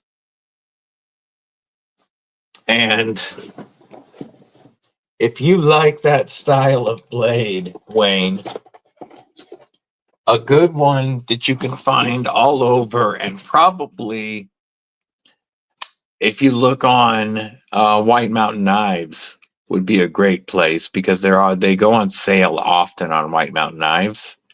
But the Kubi Scimitar, this one here is obviously the ultem version. This was a gift from Deadly Jr. My son got me this for Christmas 2 years ago. And it's an awesome Persian style blade that you can frequently find around $40 on White Mountain Knives. And this one is actually very, very comfortable in a reverse offhand grip. Typically, when I carry this as my left-hand knife. And if you like a Persian style blade, Austin and steel. So if you like a Persian style blade, this is the Kubi Scimitar is a very good one that is usually priced in that 40-ish range on White Mountain Knives. You might have to add it to your cart to see the price drop. And then code DBD saves 10% at White Mountain Knives. But you do have an ultem backspacer if you get the ultem version, or you'll have a G10 backspacer on the G10 versions, and that hides a lanyard pin in the back.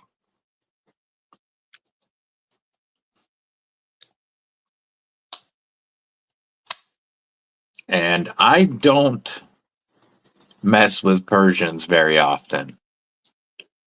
I believe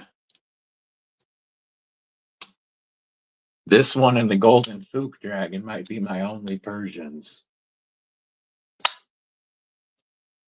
So I don't have a lot of them that I can recommend that I have checked out. It's just not a blade shape that resonates with me and what I use knives for. So I don't have a lot of good recommendations on Persians for you, homie.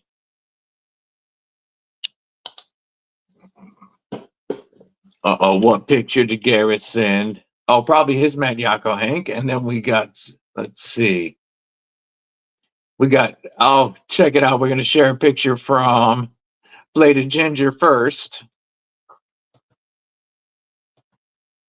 And we've got the Kubi, Kubi. I was just talking about a Kubi. We have the Defcon Cardington, the Beyond EDC Geo, his two killer knife designs, along with the little plastic Jesus.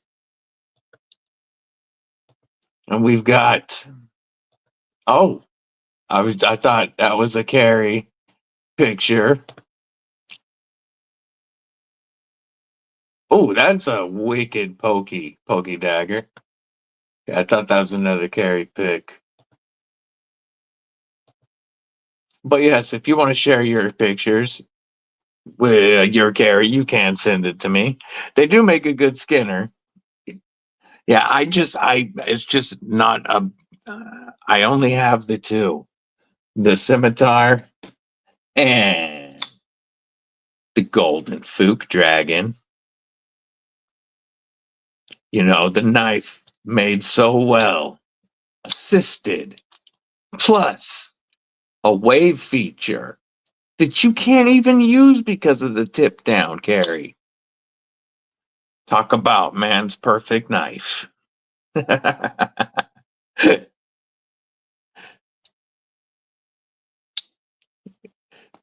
Yeah, when this popped out, when I saw this in the box Fook sent, I couldn't help but crack up. Yeah, I don't carry a Persian blade because all the other shapes that we have available to us are more EDC friendly.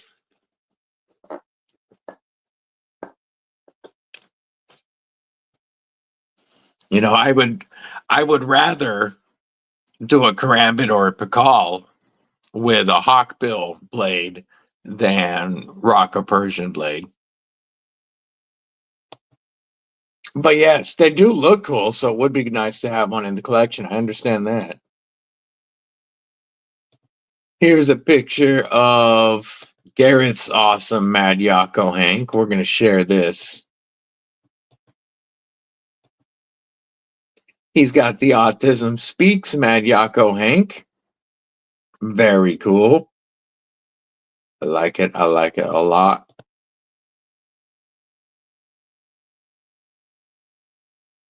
Yeah, if you don't have your Mad Yako Hank in your EDC, I don't know what you're doing.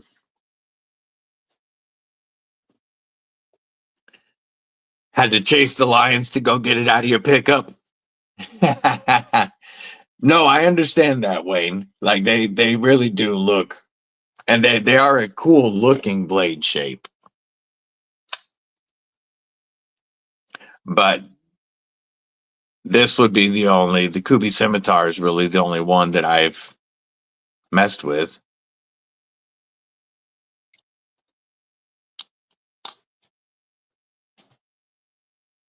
Oh, is that different from the picture that you sent with the with the knives?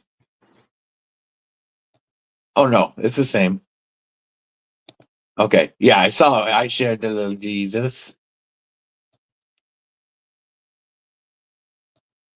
Yeah, I saw those pictures, Jesse. Jesse sent some of the aftermath pictures that I don't know that I'm going to share during the live, but he got some mad. Well, I can do that. I can share the stitches picture.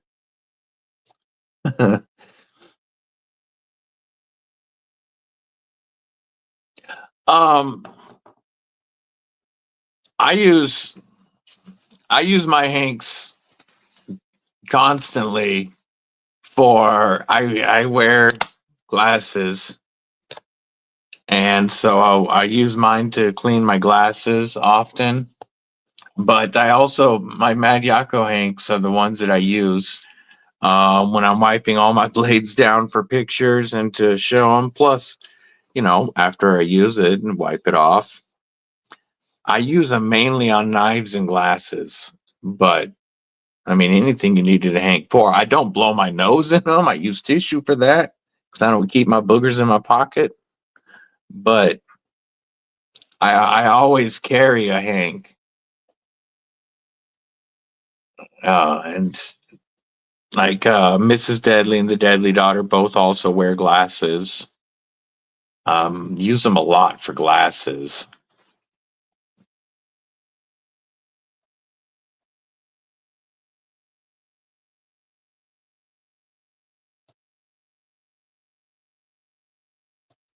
I'm gonna show the aftermath of Jesse, the picture that he shared. This is what Jesse is healing with right now. He's got quite a, got a bunch of stitches in his dome. Luckily, no steel plate. But remember to keep Jesse, One Moon Collective, and definitely Caleb 1776. Keep these guys in your prayers.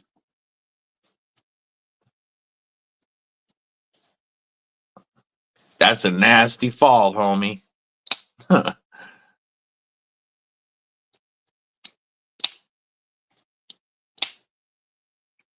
Tis but a scratch.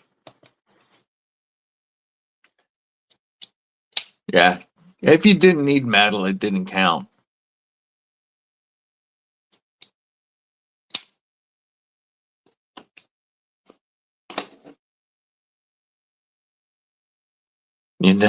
I was looking today and, I talked a lot before about how titanium scales were one of my least favorite as far as EDC. How I preferred ultem, micarta, and other non-cold transferring materials. I was looking today, and my Grail box that I've had for a while it got full. Stuff had to be moved. I have a second box now I have a box that's just for ultem knives, and I realized the Grail box is almost solidly titanium knives now. There's definitely been quite a few more added to the collection, and I'm starting to carry titanium quite a bit more.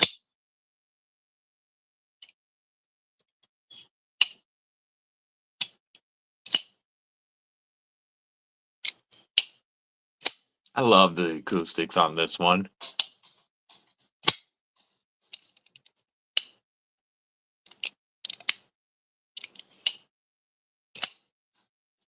Sounds so good. DC Blaze Cito is such a wicked knife. Miguron killed this. It makes me want to check out more Miguron. This is still the only Miguron made knife I've handled yet. And it's not even a Miguron blade. But they did the OEM work on it, and it is dope. Okay. Yeah, that's right, Dave. Pickle Steel does have a couple. Let's look at this one. While that's pulling up, I'm going to let the dog out real quick, and then I'll share that picture. Did you want outside? Oh, no. She changed her mind. She saw that it's still raining and said, screw that.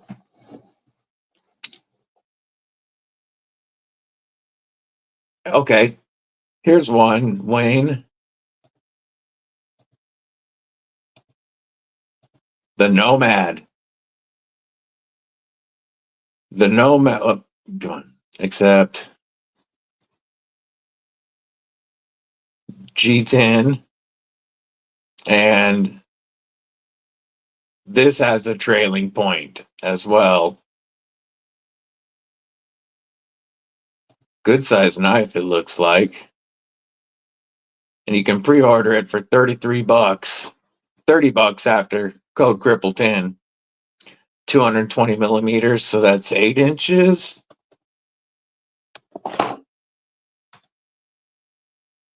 8.66, 8.5 inches. That's a big boy. 8.5 inches with a trailing point, so you got that Persian style for 33 bucks. That's a good suggestion. Yeah, well, I've liked the looks of all the Miguron designs. It's just that there's so many knives, so many brands. And I've only been doing this for 10 months at the moment. I have not been able to hit everybody, of course. And Miguron is one that I have not checked out yet. But that DC Blade Ceto, like I said, is OEM'd by Miguron. And the inlay work is immaculate. The nano ceramic coated titanium scales are awesome. I love the way they did the cut here with the inlay and the lock bar. Just great work. Makes me really want to check out more Miguron stuff.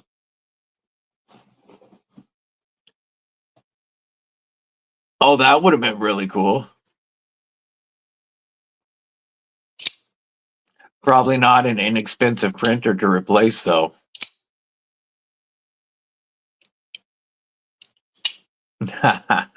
Well, we're doing fantastic, G-Ball. Hope you are as well.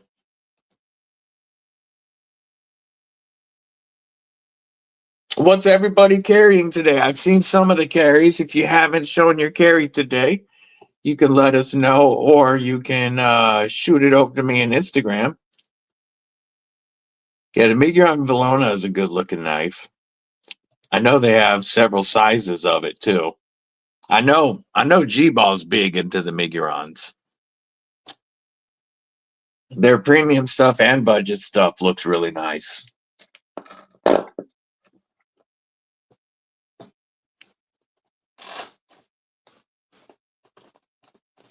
Yes, funny, one of the cripple critters in the beginning, one of the sheep at the beginning of the channel was Miguron, and I named him Miguron just because he's in the cage with Mabel, and still haven't handled one. Lunch break for Neil to the Mac. What it do? Welcome back. Rough Robertson's got the bug out. Para 3 lightweight light carry today. Dig it, dig it.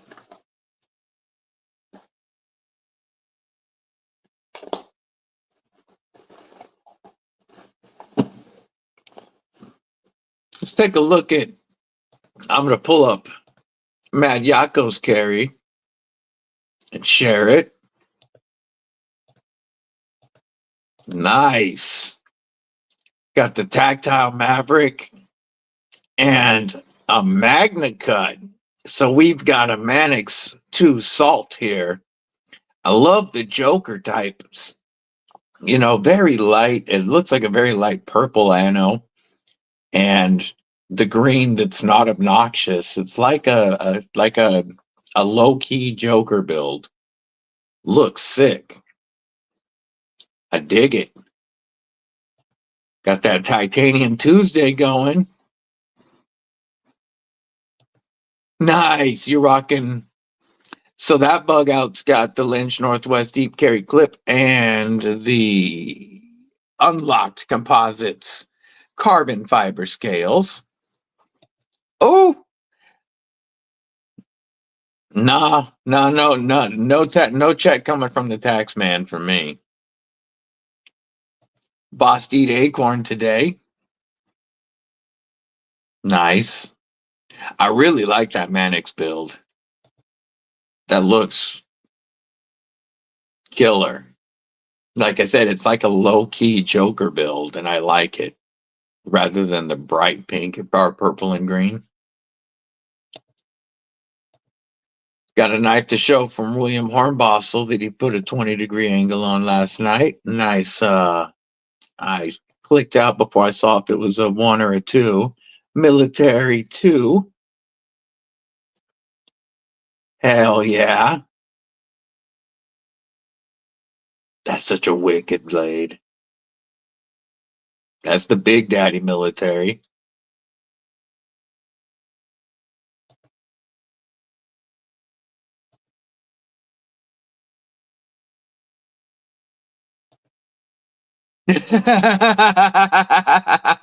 And I did. I talked nothing but shit on it. But I built that. That bug out did look so nice when it was done. And you know, it never, ever, ever resonated with me. But Rolf loves it.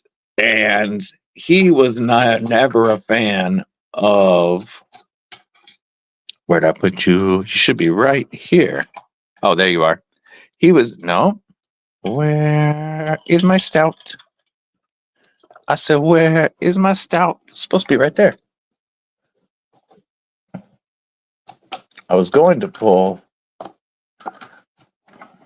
Did it get put in the bottom of the box? How would it be in the bottom of the grail box? No. Where'd I put my stout? Oh, there it is. It's so. Yeah, the bug out never worked with me in my hands. And he was never a fan of the premium pony stout. But I love this knife. And the bug out works well for Rolf. So that was definitely a fantastic trade. But yeah, that bug out looked great by the time I was done with it. It just never worked for me. Still doing that HVAC work. Man, G-Ball been busy. The new studio is going to be nice, though. Yeah. Yeah, that bug out turned into a knife that I love, so it worked out for me. I dig the premium pony stout quite a bit.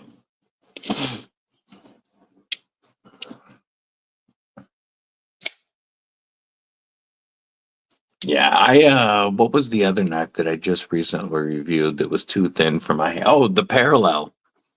The Vosteed Parallel is another one that's it's too thin for me. I can't. It's not comfortable for me. Yeah, almost 20K for G-Ball. That G-Ball holla.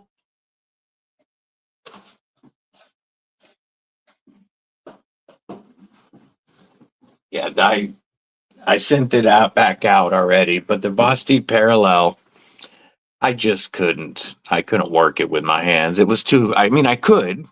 It's just not comfortable. My hands cramped up when I used it. Too thin for me.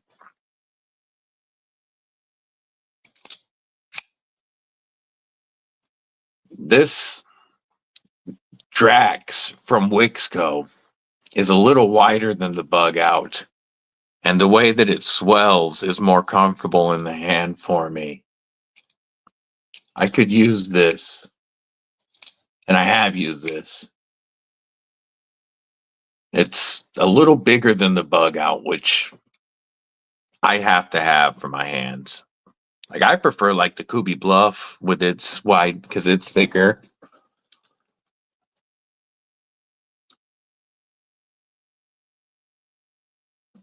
You got your Parallel, open the box, held it, put it away, gave it to your sons. Yeah, your hand's too big for it. Yeah, Deca works way better for me. I love my Deca, especially after I put Kaiser springs in it. But it's a little wider, and the way it fits my hand is much more comfortable. I love my Deca.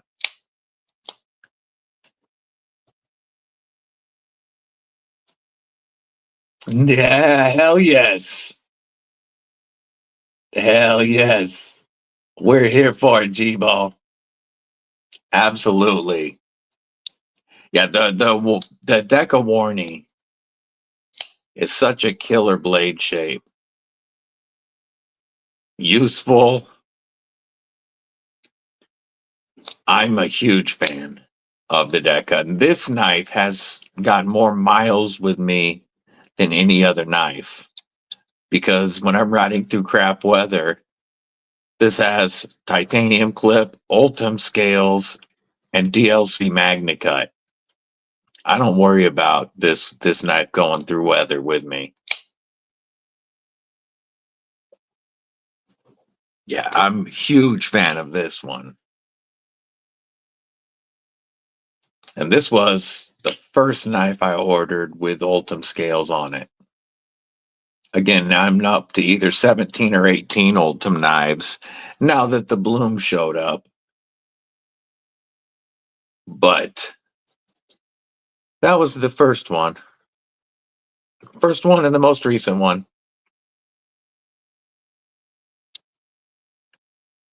You know, there exactly the Hogue price structure is better. I don't even know how to say your name, but hello from Moscow. Good to see you. Thanks for joining us. But yeah, the Hogue. I want to get like the K320. They make some sick knives. Their USA stuff is killer. Let's look at Jesse's carry, and then I've got B&A's. We're going to show Jesse's first. In between showing these, I'm going to be killing it because I've shown stuff in Instagram I didn't intend to show before. But looks like we've got a matriarch with the wave and the karambit ringback spacer and the Kubi egress. Is that the egress? That's a good carry right there.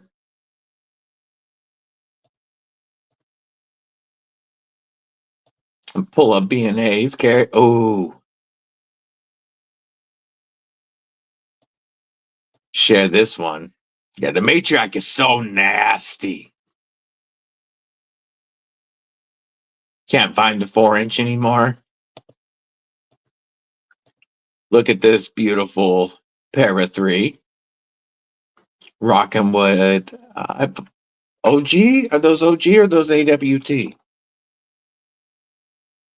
Can't tell. I think those are AWT. And a sick Mad Yako Hank.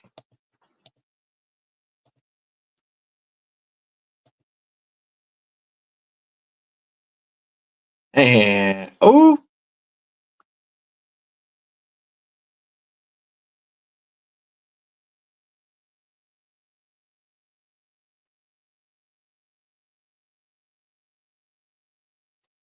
let's see. I'm looking at One Moon's video real quick and then I'll share it. All right. Looks like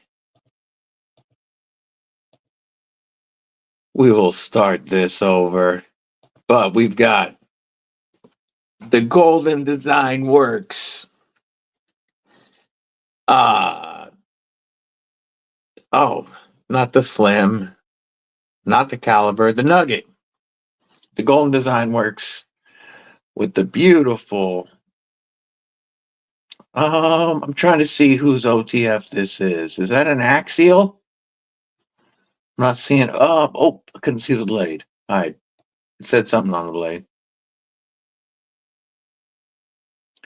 Got the moccasins on out in the yard, and then and then it cut out before it showed them laid out. AWT raw aluminum Kansept egress. Yeah, okay. Yeah. Yeah, those raw aluminum look really good on there. Oh, and it's still sharing.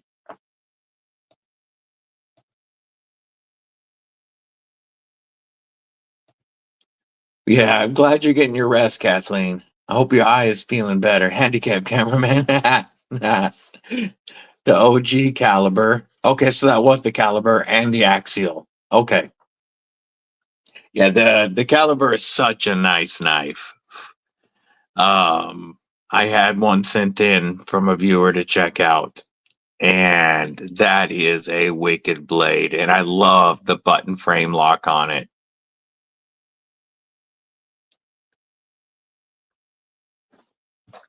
They look comfy as hell. And your weather looks better than ours right now. Ours is a bit of a wet day. We're getting them April showers.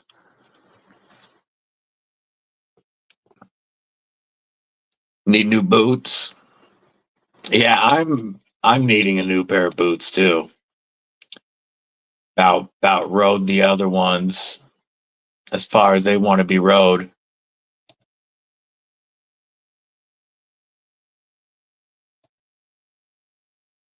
Jim Green Army Rangers from South Africa. I'm gonna look that up.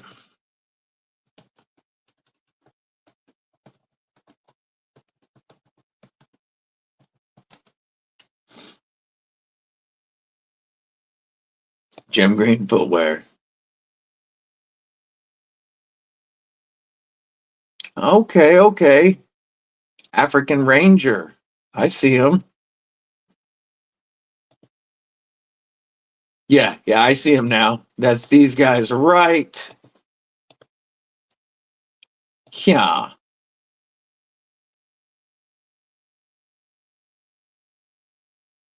I like the regular African Ranger better than the barefoot.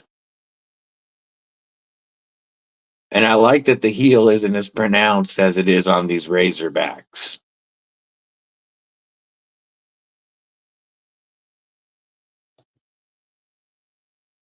It's like a good boot. A little low for what I wear, but nice boot.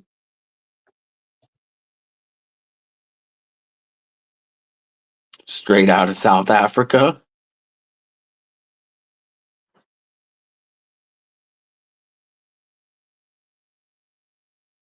Very cool.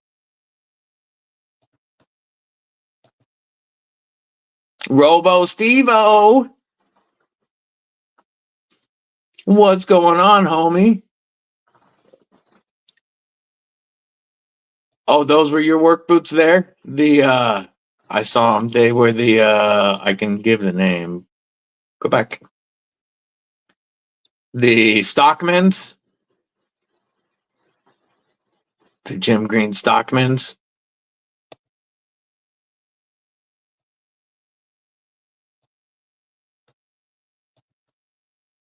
Later, Neil Mac. Talking knives and boots and crap. What about you, Robo? How you living today?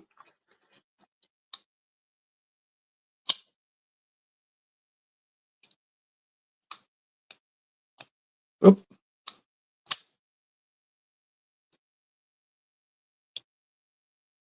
Yeah, that looks like a nice boot. Wallabies are most comfortable kicks. Work boots or skate shoes. I can't do skate shoes anymore. They the flat soles with since my neck surgeries, I can't wear them. I can wear boots that have a good sole on them and nice insoles, or if I'm wearing any type of tennis shoe or sneaker style shoe anymore, it's Skechers, because I need the support. Currently taking a shot to cover the 6 Red Lobster biscuits I just ate. Taking a shot of. We needs to know the important details.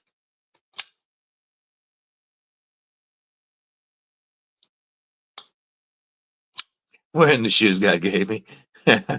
See, and it trips people out. I never go barefoot. I hate it. I don't walk around my house without shoes. If I go to somebody's house and they ask me to take off my shoes, I just go home. Like I don't mess around barefoot. Oh, that kind. That kind. That's not as fun. I was thinking the other kind of shot. I was like, yeah, I got too much. He put all that put all the biscuits on the stomachs to absorb some of the alcohol. He was pre-gaming. He was thinking ahead of time. Nah, not as fun.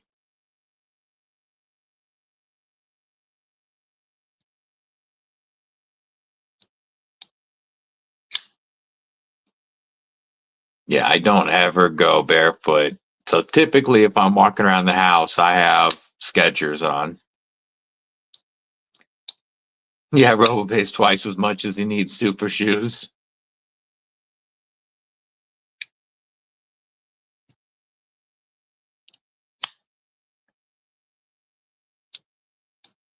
We still need to figure out how to build a hidden blade into Robo's leg.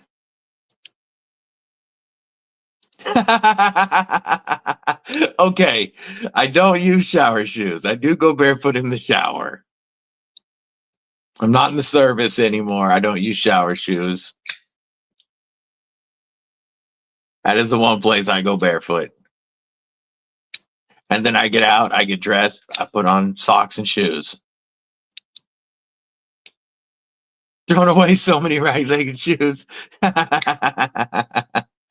Hey, wait, hey, you should hook up with Robo. I think he's throwing away the lefties.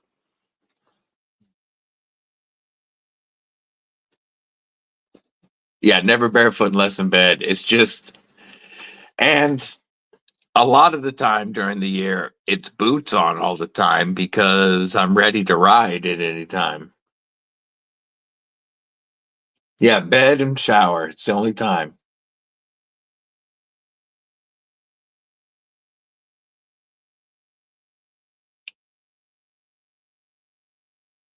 Yeah, I think Robo's tossing the lefties out, so you guys could share. No, he's not a size 11.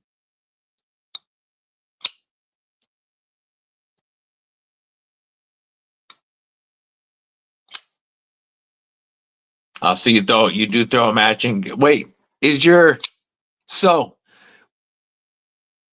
so does that mean you have uh a prosthetic foot that's the same size as your real foot?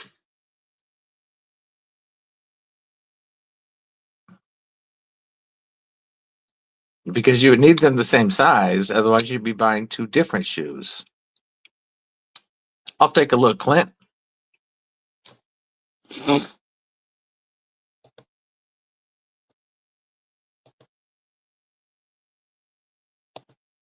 Now I'm picturing Robo's fake feet. Ooh, Clint's got nice pockets today as well. We've got the Kansept Finrear and TRM Bulldog rocking the River Lock and Magna Cut Steel. That's a nice ass carry right there.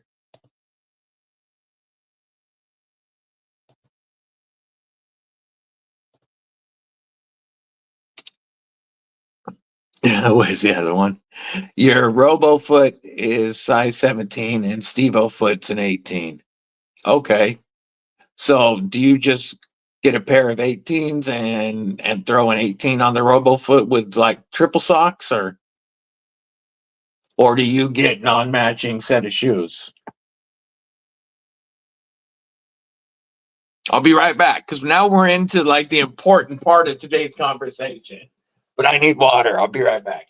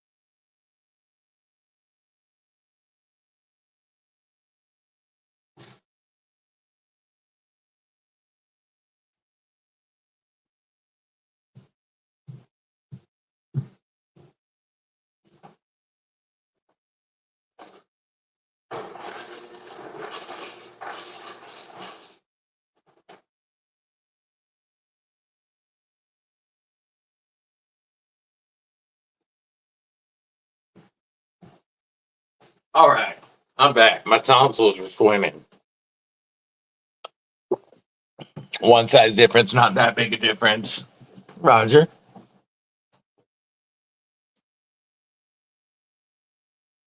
You have a Tenable fin rear. That's a nice knife. Gareth has a Tenable fin rear. He has the Christmas one. Nice. It's a long ass online class, but it'd be nice to. I bet it's a fun thing to teach, writing. It's also probably provide some laughs, some plenty of laughs. I would like to get the Tenable as well because I like button locks. And I checked out Garrett's Tenable fin rear, and it was awesome action. The button lock was really nice. It just feels really good. I like the Tenable version because I prefer finger safe locks, even though I only have a couple on the table at the moment. Tenable Bomber, that's such a big, cool knife. Midgard's Messer design. Yeah, that's a killer design.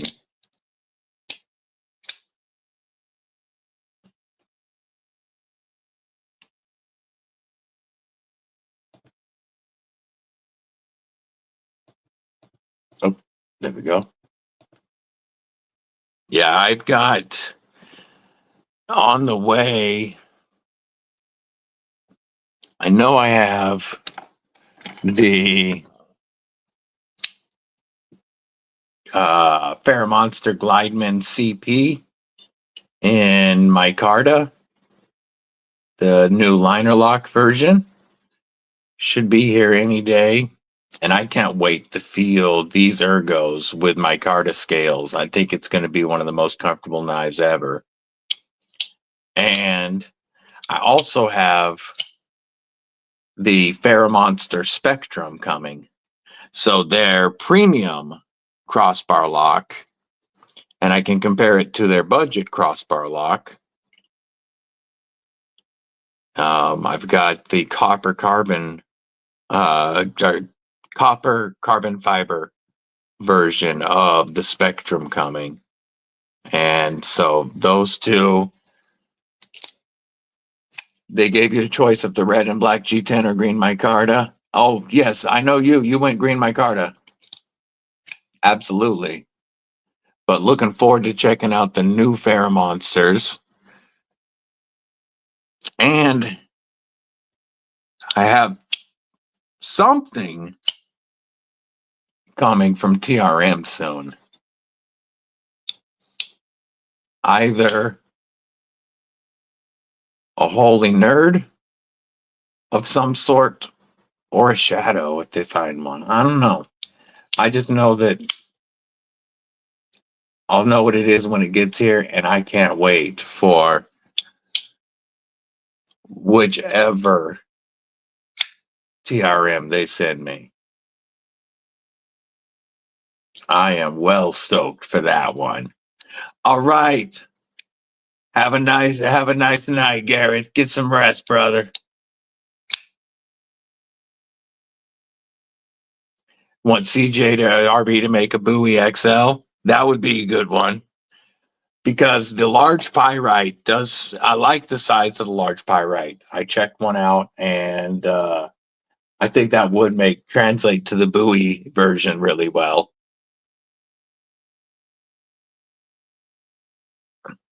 Because the Bowie pyrite is already a cool knife. Be right here. But if this were the size of the large pyrite, that would be really cool.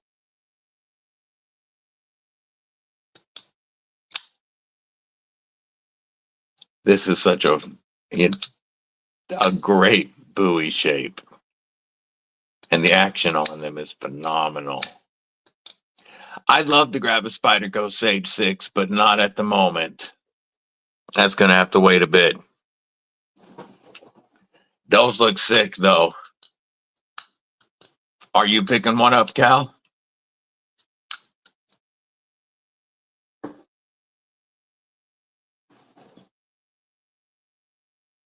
The button compression lock Sage.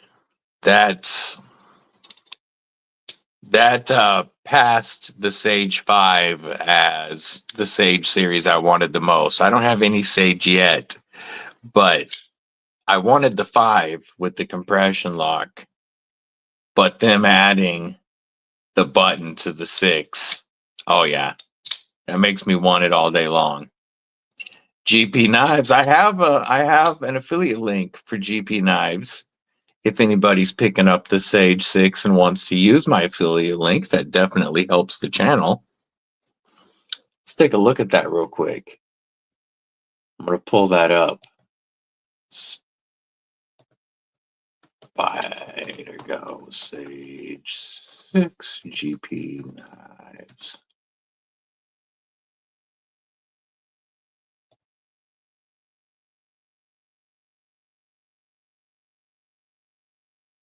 I'm going to show that real quick. Shop owner setting aside an S90 Sage 6 for you? Hell yes. That's very cool, BNA. I'm going to share the screen. We're going to go Inception mode for a second. Pew! Spyderco Sage 6. A more EDC friendly blade shape than the paramilitary, I believe. Or the Para 3. And you've got that button compression lock. That's a killer knife.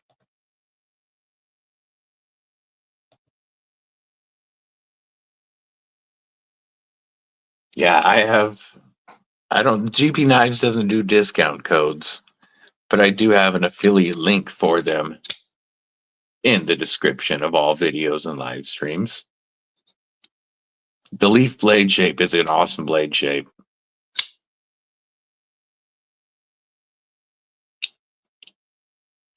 I got the compression on the Lil Native and the PM2. And big fan of the compression lock. But I would like it even more if this were button activated. So the idea of the Sage 6 really appeals to me, because Smock has been very high on my grail list for a while now. There's just a lot of knives on that list, and I have not gotten one, picked one up yet. But the strength of the compression plus the ease of a button, I really like that idea. I can the Sage is much closer to the Shaman blade shape than here, I can pull it up. Or I was thinking of Mannix actually, but I can pull up the Shaman blade.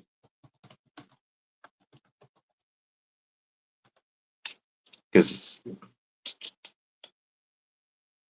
here's a picture of the Shaman blade shape to compare it next to the Sage. Come on. Oh, I didn't mean to pull it up on eBay. Whatever. I'm just going to show the picture anyway. So, Wayno, there is the Shaman blade shape, and there is the Sage.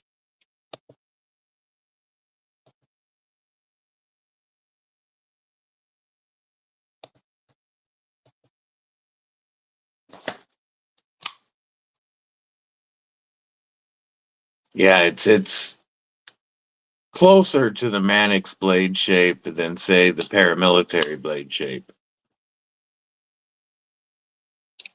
This is another lock they need to make a lot more knives with. They really need more ball lock knives. I prefer this actuation to the compression lock.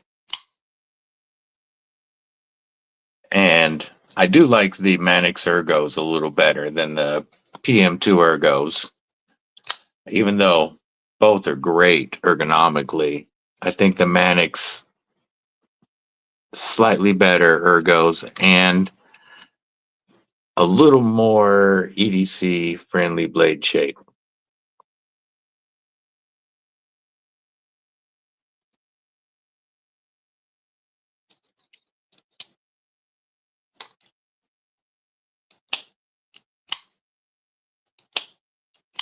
Love those sounds. I need to get AWT scales though. Get the AWT linerless scales and a new ball cage. Eagle Scout EDC, yo, yo, yo, what it do, homie? How you living today?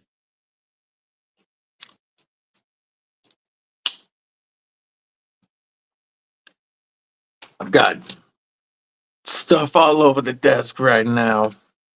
But what are you carrying today, Eagle Scout? I love this wicked little hawkbill. I might like the Vortex even better than the Drax from Wixco. And this feels really good. But this wicked little ripper of a hawkbill with a crazy detent is just awesome. Carrying your Nafslander 3? Hell yes. Very cool. Went to a night shop yesterday. The only Spyderco you saw really knife shop was the Shaman. Manix 2 suits you just fine. Yeah, I take it easy, Rolf. Have a great day, homie. I love the Manix blade shape and ergos compared to the paramilitary. A Shaman is one of my top Spyderco Grails, period. I want a Shaman badly, especially because the first time I grabbed one, I front flipped it and was like, I gotta have one of these. But the same reason, the price is what has held me back from a Shaman. But I've handled war rooms and CTSX HP, and I really, really want one. That school's more important, Eagle Scout. You got to get that done first.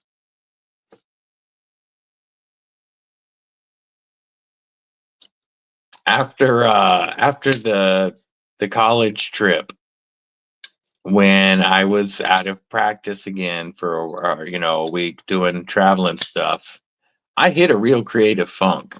And it was pretty hard for me to make videos the last couple of weeks. That's why they all seem like there's no variety in them. They're all just a review of a knife. There was no lists. There was no shorter videos. They were all the same type of review for a couple of weeks. And I realized it and I got out of that creative funk. So the other kind of stuff will start coming back. This one is the new Wixco Knives Vortex. And with the micarta, it's only $60 after discount, 14C. And with the shred carbon fiber, it's like 80 something after discount. But they have it with a shred carbon fiber like this, or a blue and black shred. But Wixco Knives they're the budget arm of FerraMonster. So FerraMonster has been making knives for 25 years, and their premium knives are amazing. Well, they decided to launch a budget brand, and These are the first two that have come in, and I'm well impressed with them. I have two others coming in for reviews and giveaways. So there is going to be several Wixco giveaways coming up soon. But this hawkbill is only, this knife is only 2.38 ounces. So it just disappears in your pocket until you need it. And then you have a hawkbill blade that's not too crazy as to be useless for EDC tasks, while still providing the type of self-defense capabilities that a hawkbill give you. FerraMonster makes insane quality knives. And I have all three of their first line with their two newest are on the way. But they make very, very high quality premium knives. And now Wixco has launched. That's their budget brand. And they've got some killer designs. Microtech Stitch or a Manix. Well, I already have a Manix. So the answer would be Stitch because I don't have it yet. I almost bought a Stitch when I got the Jack Wolf instead at House of Blades. Book, MF and Doozle, member Kripple Krew Inc. Ah, we're still here, homie. We're still here. You didn't miss all of it yet. But yeah, I'll show you the models that they have. Eagle Scout. Let's share this real quick. But I have an Axor coming, so that I can review that. That looks like a fantastic work knife. Then the Drax is available in micarta, ultem, or the shred carbon fiber that I have currently. The Pexton is aluminum. The Ragnar is bigger. This is over 8 inches, and this one's G10. And then I have a Skort coming. I don't know which version they're sending, but they're aluminum and carbon fiber or aluminum and steel. And the Vortex, which, like I said, you can get in the black shred or blue shred, as well as the micarta variant that I have currently. And code DBD saves 10% on all of those prices. I think their first 6 models are pretty cool looking. And I just closed StreamYard accidentally, so I can't see your comments. I'll be back on there in just a moment.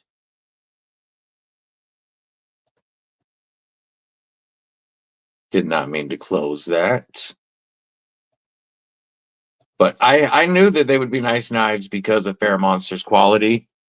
And they definitely did not disappoint. I really like the Vortex, this little hawkbill. So snappy on the detent. 100 thousandths blade stock thickness, thinner blade stock. And the Drax is a really nice crossbar lock. Nice tension on the springs. They are, I mean, like if you just pull them down, it tries to launch that blade out. Very strong springs. I don't feel the need to change these out at all. 3 1/4 inch blade. And some really gorgeous shred carbon fiber.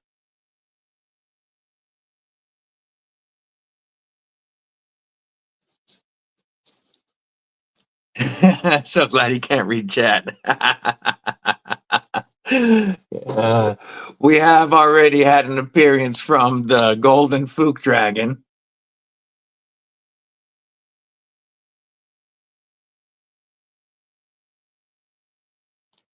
Had to bring out the dragon earlier when Wayne was asking about Persians.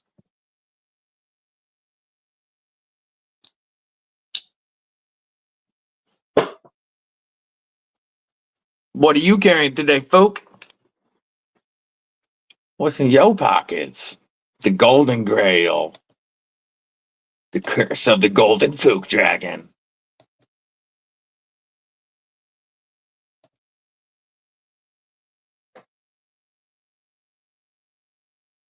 No, I don't believe in carrying a knife.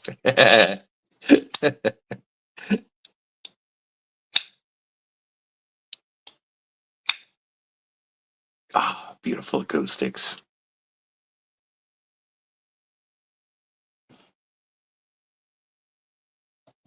Do you have anything on the way, folk? Anything cool coming in?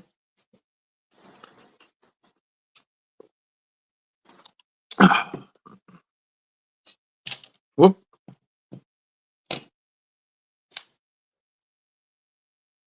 Or Cold Steel Engage 3.5 in Vosteed Thunderbird. There you go. That's a nice ass carry. You have some stuff coming in, but no idea what. Just spend some money and wait and see what shows up. You've won 3 mysteries. That's awesome. Man, after the last live stream, I felt so bad on our Saturday's live stream. I had to reach out to Lefty and apologize because I had the Kansept Leviathan chilling on the table, and this big beefy boy takes up most of the screen. It turns out my family wants food and such. So annoying. They're so needy. Had this big beast on the screen and was flicking something else and forgot how big this bastard is. And I definitely scratched his pocket clip right there. I try to take care of all pass around knives, and they're always on mats or on Mad Yako hanks. Like, they're well protected, but it was just sitting on the mat and it got hooked by the blade, and I felt bad. Lefty didn't care though. I told him I'd buy it from him if I needed to, but he didn't care. Felix, what's going on? Yeah, it's ruined. Send it to me to dispose of. If it was my own knife, it's just one of those marks that happens while owning a knife. But it pissed me off because I did it to somebody else's knife. Try to be well careful with these pass around knives, whether their production, customs, all this kind of stuff that comes around. You want to protect it, but this big beast just gets in the way. Exactly. You don't want to add character to someone else's stuff, only your own. But this 9.5 ounce beast wanted to be in the way.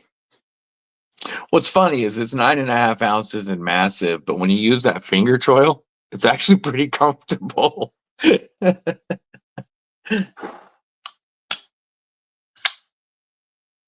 Such a big ripper.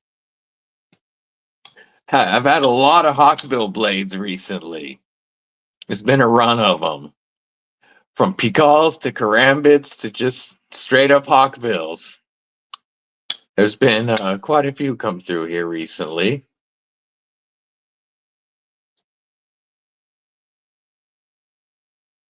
This is nearly as big as my phone. When it's closed, it is a big boy.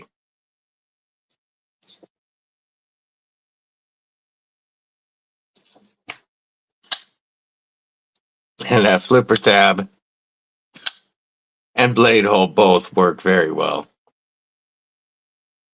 It feels to me like a cross between a knife and a tomahawk. And when it's in hand, that's what it feels like. I collect knives, Felix. I collect knives, and I review knives, and I share knives. I don't sell, but if most of the knives that I show are for sale, and I do have affiliate links for a lot of them. And other than that, I cut myself, you know, on accident frequently, and I go through band-aids and super glue. That's the gig. I go through band-aids and super glue showing off knives. Yeah, I fumbled him. No, I'm doing everything still off of my Galaxy S22 Ultra.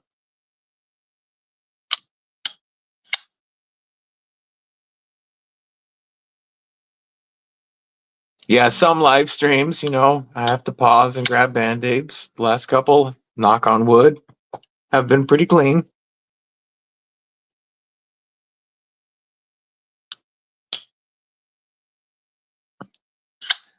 But I just love knives. I love playing with knives, and I love sharing all the different knives. Yes, Androids, absolutely.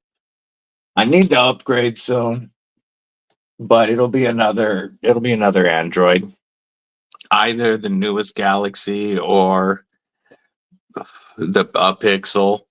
I've done Galaxies for the last couple, and I just eventually need to upgrade. But everything for the channel is still ran off of that. My Galaxy S22 Ultra, all my recording and editing is done on it.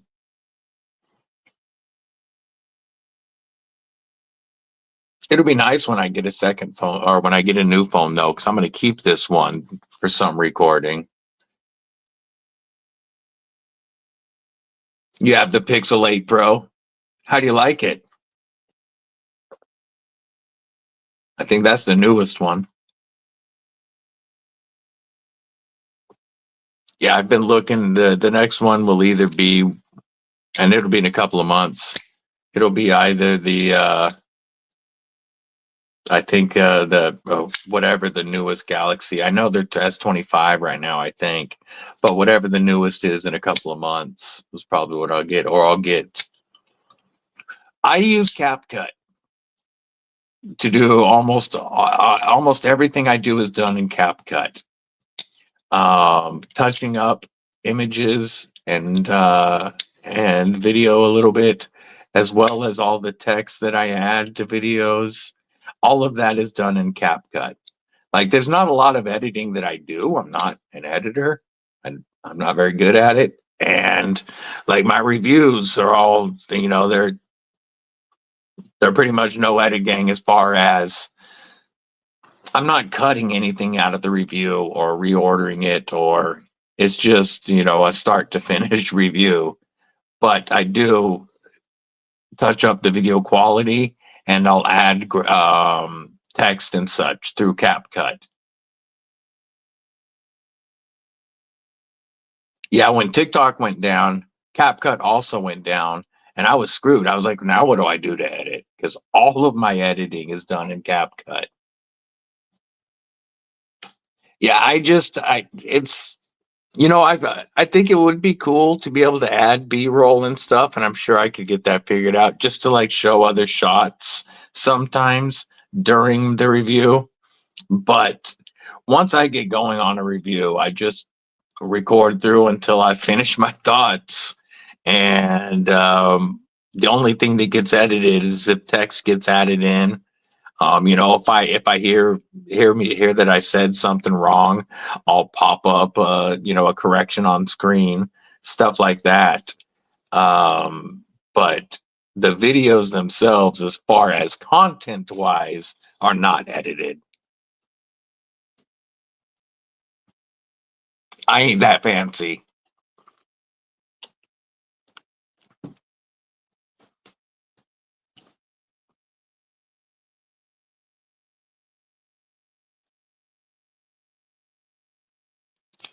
I'm I'm sure there's a lot more I could be doing, but I'm lucky to be able to do the editing that I have figured out so far. See, I was only using Google Photos at first to add text and stuff, and that's really hard to do. I use CapCut, You can download it from the App Store. I use the free version. Yeah, everything can be done with CapCut, and it's free. There is while you're in it, you can upgrade to premium, and there's a lot more available for premium. But everything I do is free. I don't. Well, okay, everything I do to edit is free. I don't have the paid version of CapCut. I pay for like StreamYard, because the free version isn't enough time for me anymore. So I pay for StreamYard. But for my editing, I don't pay for that. I just use CapCut. Yep, just like that. CAPCUT, it's on the App Store. And everything that I have figured out in my videos has been on there, and with the free version. And I know nothing about editing. So it's only what I have been able to figure out myself in that app. It's not nearly as difficult to use as something like Photoshop.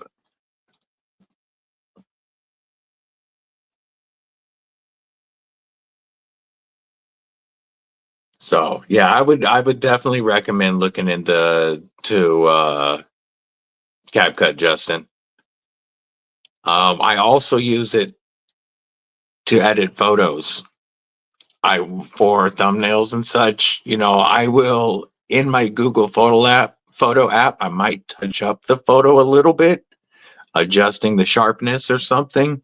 But then I add my graphics or my text and everything in CapCut photo editor, which is all in the same app. Photo editor or making videos is in the same app. Yeah, Photoshop has way too many options for me, dude. I couldn't figure that out. There's too much, and I don't want to go to school to learn how to use it.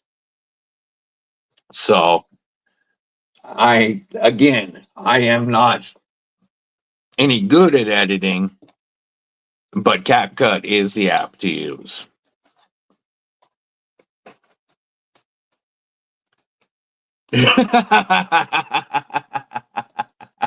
That's in the paid version.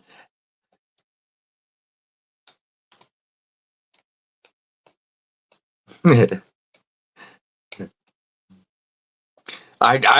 wish there was a filter that made my pictures look like Ed Durbin's pictures. That's what I need.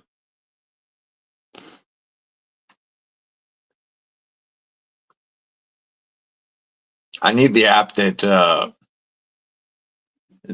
can do that type of picture with my type of with my type of photography skills. That's what I need.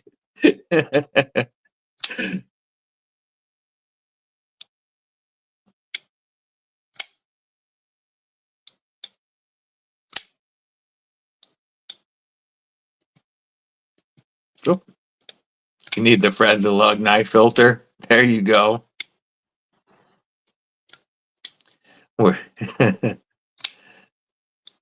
Need that Mr. Eddie filter. Don't tell him I said that. He'll get a big head. Bigger.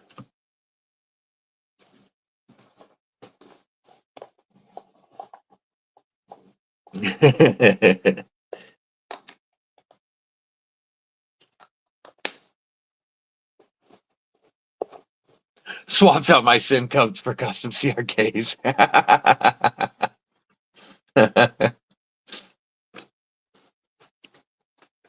Yeah, speaking of CRK, you weren't on here earlier. Oh no, CKF is who I'm thinking of. Yeah, not Chris Reeve Knives. I was thinking CKF for a minute, but I'll show it again anyway. This is the pictures Ed Durbin sent today with the CKF Rotten Evo 4.0 Tonto rendition. That's that app I need right there. Look at that brushed titanium and the carbon fiber. Ah, wicked, wicked knife.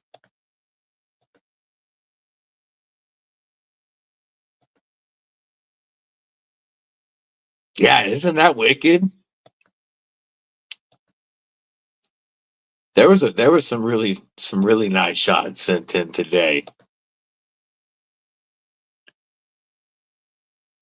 We had I like, check out Yako's Yako's Mannix. He's got that salt Mannix that he's been putting to use. I like the AWT setup he's got going on with that Mannix. That like low-key Joker look.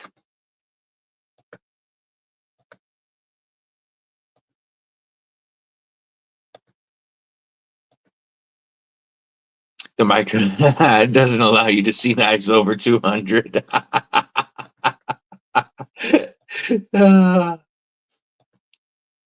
My wife wasn't aware there were knives over 200 until only recently. The B&A's Para 3 is just sexy. I figured I'd show those again. Those were some sexy knives that were shared today.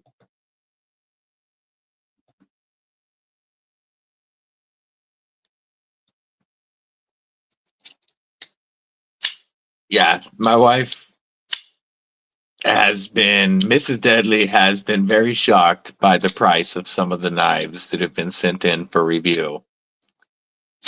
But she did step up and buy me my Jack Wolf, the Benny.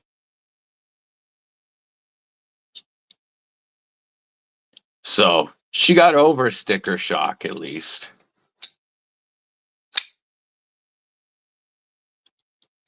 Such a perfect knife. I love this knife.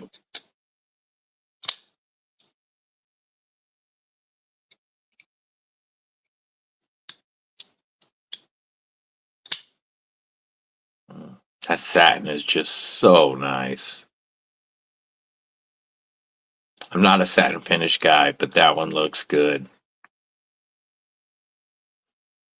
All right, guys. I'm going on 3 hours and my voice is giving out on me. But as always, I always appreciate you guys hanging out and spending some of your day with me. Expensive fishing stuff. Yeah, there's so many expensive hobbies. You know, and knives don't even come close to my Harley habit.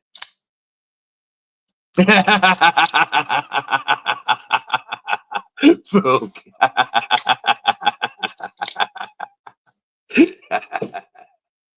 Oh, I like it. I like it a lot. Always good to hang out with you guys. I hope everybody has a killer day. And much love to my EDC familia. Your support means more to me than you guys could ever know. Have a killer rest of your day. Stay safe, stay frosty, and stay deadly.